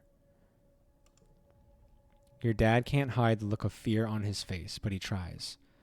Sounds like we better get a move on to the assembly point, hey kiddo? You head for the creche together. You huddle with your buds, Mars, Dis, Cal. Because it's the middle of the night, almost everyone was in their beds. Some people were still wearing their pajamas and sleep bonnets. Only an enemy is missing. The children. She always likes to go and check. Oh man, we're gonna have a. This is a big bad. The children's creche is buried deep in the belly of the stratospheric, making it one of the safest places you could be. Even so, the youngest children are scared, and there's a lot of crying. Let's watch holovids with the young ones. They need this. Somehow, even with the sirens blaring, some of the youngest drift off in your arms. After an hour, someone in the defense squad rushes in and orders everyone to leave the creche. The battle is getting close to the stratospheric. Before you can even get everyone to their feet, you feel the ship lurch and resettle at a different angle. Something is attacking the ship itself. Who are you? Nougat? Nougat? The children scream. Some scatter in all directions, and others sit there paralyzed with fear. Without warning, the entire wall of the creche just peels away like a tin can, letting in a rush of cold night air tinged with the ozone as plas rifle fire. You look up and see it, up close, face to face. Ugh. This is some The Thing shit. It has no face.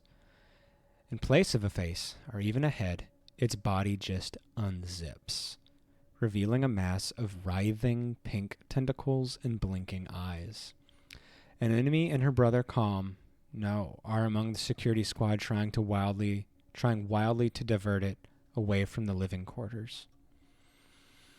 Ooh, we're burying everybody. Oh, cool. They have. Oh, yeah.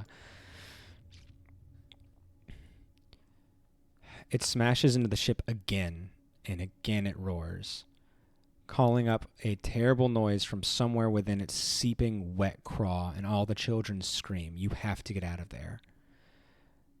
This is a hard bravery challenge. We can fight our fear and save the children, or we can run away. I'm fighting. I'm gonna fight. I'm not gonna go down running away. I'm gonna fight. I want to fight. I want to save someone. I can't just sit here and do nothing again and again and again.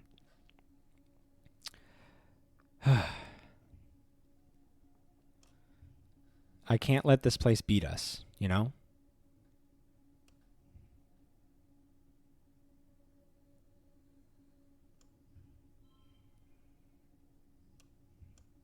$11's pretty good.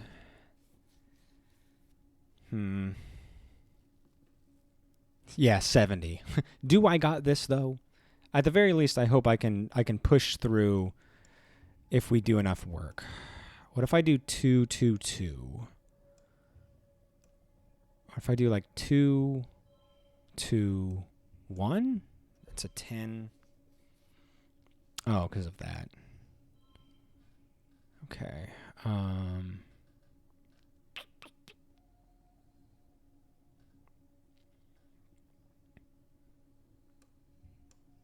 11. All right. Can we do anything about this? That makes it a +1 and a yellow, +1 and a blue. Okay. We've only got one bobber fruit, but we're going to use it. There we go. I don't get to choose. I want the giggling gone. I'm not interested in giggling. It's not for me. Thanks. Fuck. What if we can set our neighbors to this value? What if we go this, this, this, this? Oh my gosh, that's so little. That's so little. That's like nothing.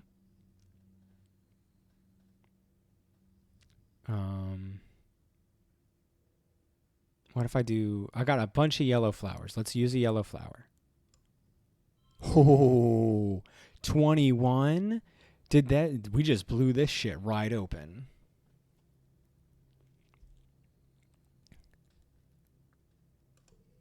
Can we get 33? We've done 33 before. We've done it before. But we still have some shit cards, though. APOG. I don't really like any of these cards. They're all kind of crap. Let's see if we can do anything with it. I doubt it.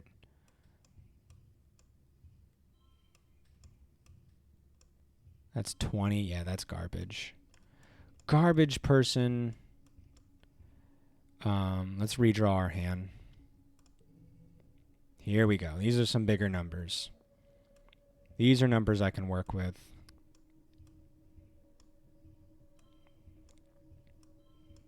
Oh, we did it. Oh, we did it. Woo. Yes. Oh, please let us save somebody. Please, can we save Nougat? Please let us save Nougat. I need this. It takes a tremendous effort to keep your head. Your calm helps the children who finally listen to you and flee the creche. There's hope in this game. I assume occasionally it happens. Your dad ushers you into the engineering wing, where you cower with the others, trying not to panic. All around you, metal screams and buckles, and great tremors vibrate through the ship. Finally, after what seems like hours, the noises stop, and congruent sounds the all clear. Your dad checks the council bulletins on his polipom. Oh no, he moans quietly. No, no, no, no, no, no. The council calls an all-colony meeting to face the aftermath of the attack. In the oppressive gloom of Glow, you gather near engineering with the other survivors. It's one of the few buildings still standing. The corpses of the Faceless still sits in the caved-in wreckage of the stratospheric, spilling its flaccid pink tentacles from its horrible zipper-toothed maw. It's already beginning to stink. You can't forget what you saw. Your mind keeps replaying that terrible moment, the Faceless rearing up and obscuring the sky. An enemy and her brother looking so small before it. Governor Unicott was killed by the smaller creatures that swarmed command during the attack. In her absence, Seek addresses the colony.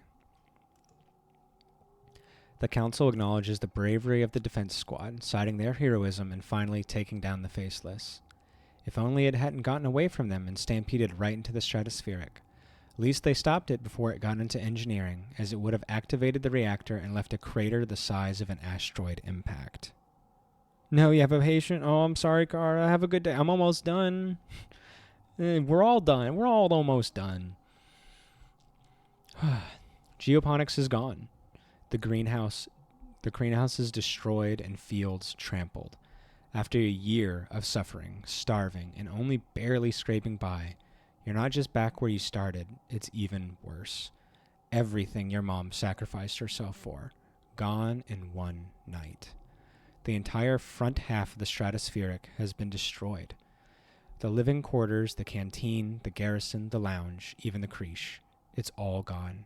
It's only by some stroke of luck that people hiding in the creche weren't all killed. Seek solemnly reads the names of those who lost their lives, too many, including Governor Uticott. You all stand for a moment of silence. You feel the weight of loss like a blow to your chest. An enemy in your family cry out, "Oh, no, oh, Calm, no." Calm's name is called, and their quiet sobbing continues through the silence. With the living quarters destroyed, everyone moves into the engineering wing for shelter. You're crowded into the classroom with other families. The adults try to make it seem like a sleepover, but you're all still so shaken. An enemy cries about her brother and screams at anyone who tries to comfort her. Eventually, you just ignore her grief, as painful as it is to hear her sobbing at night. You feel like you've been awake for days, and you'll never fully sleep again. You try, but you keep jerking awake, crying out in fear. Eventually, you fall asleep sitting up, held in your father's arms. That hurts. Oh. Your sleep is fitful, but mercifully dreamless. Oh my God. Okay. Everything's destroyed. Everything we had, it's gone. What are we gonna do? We just unlocked animals. We just had all this stuff. We worked so hard. There's nothing. Well, this is super fun. What a fucking good time. I'm so glad I did this. Oh my gosh. Okay. I gotta go. I'd like to leave it on a good note, but I just don't think we have that luxury. Yeah. I love you all very much. Thank you for experiencing this with me. I'm glad I'm playing it, but I'd be lying if I said I wasn't, hurting. But it's the good kind of hurt, It's the good kind. So let's save. New save. Everything hurts.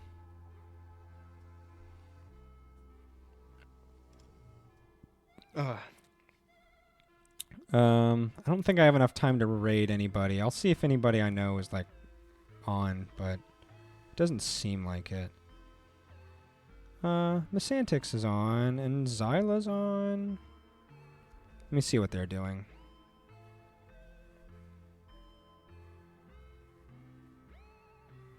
Well, they're playing Darkest Dungeon. That's fun. What's Mist playing? Rebirth. Okay. I'll raid Xyla again. All right, guys. I love you. We'll be back not on Monday because it's one of them their holidays.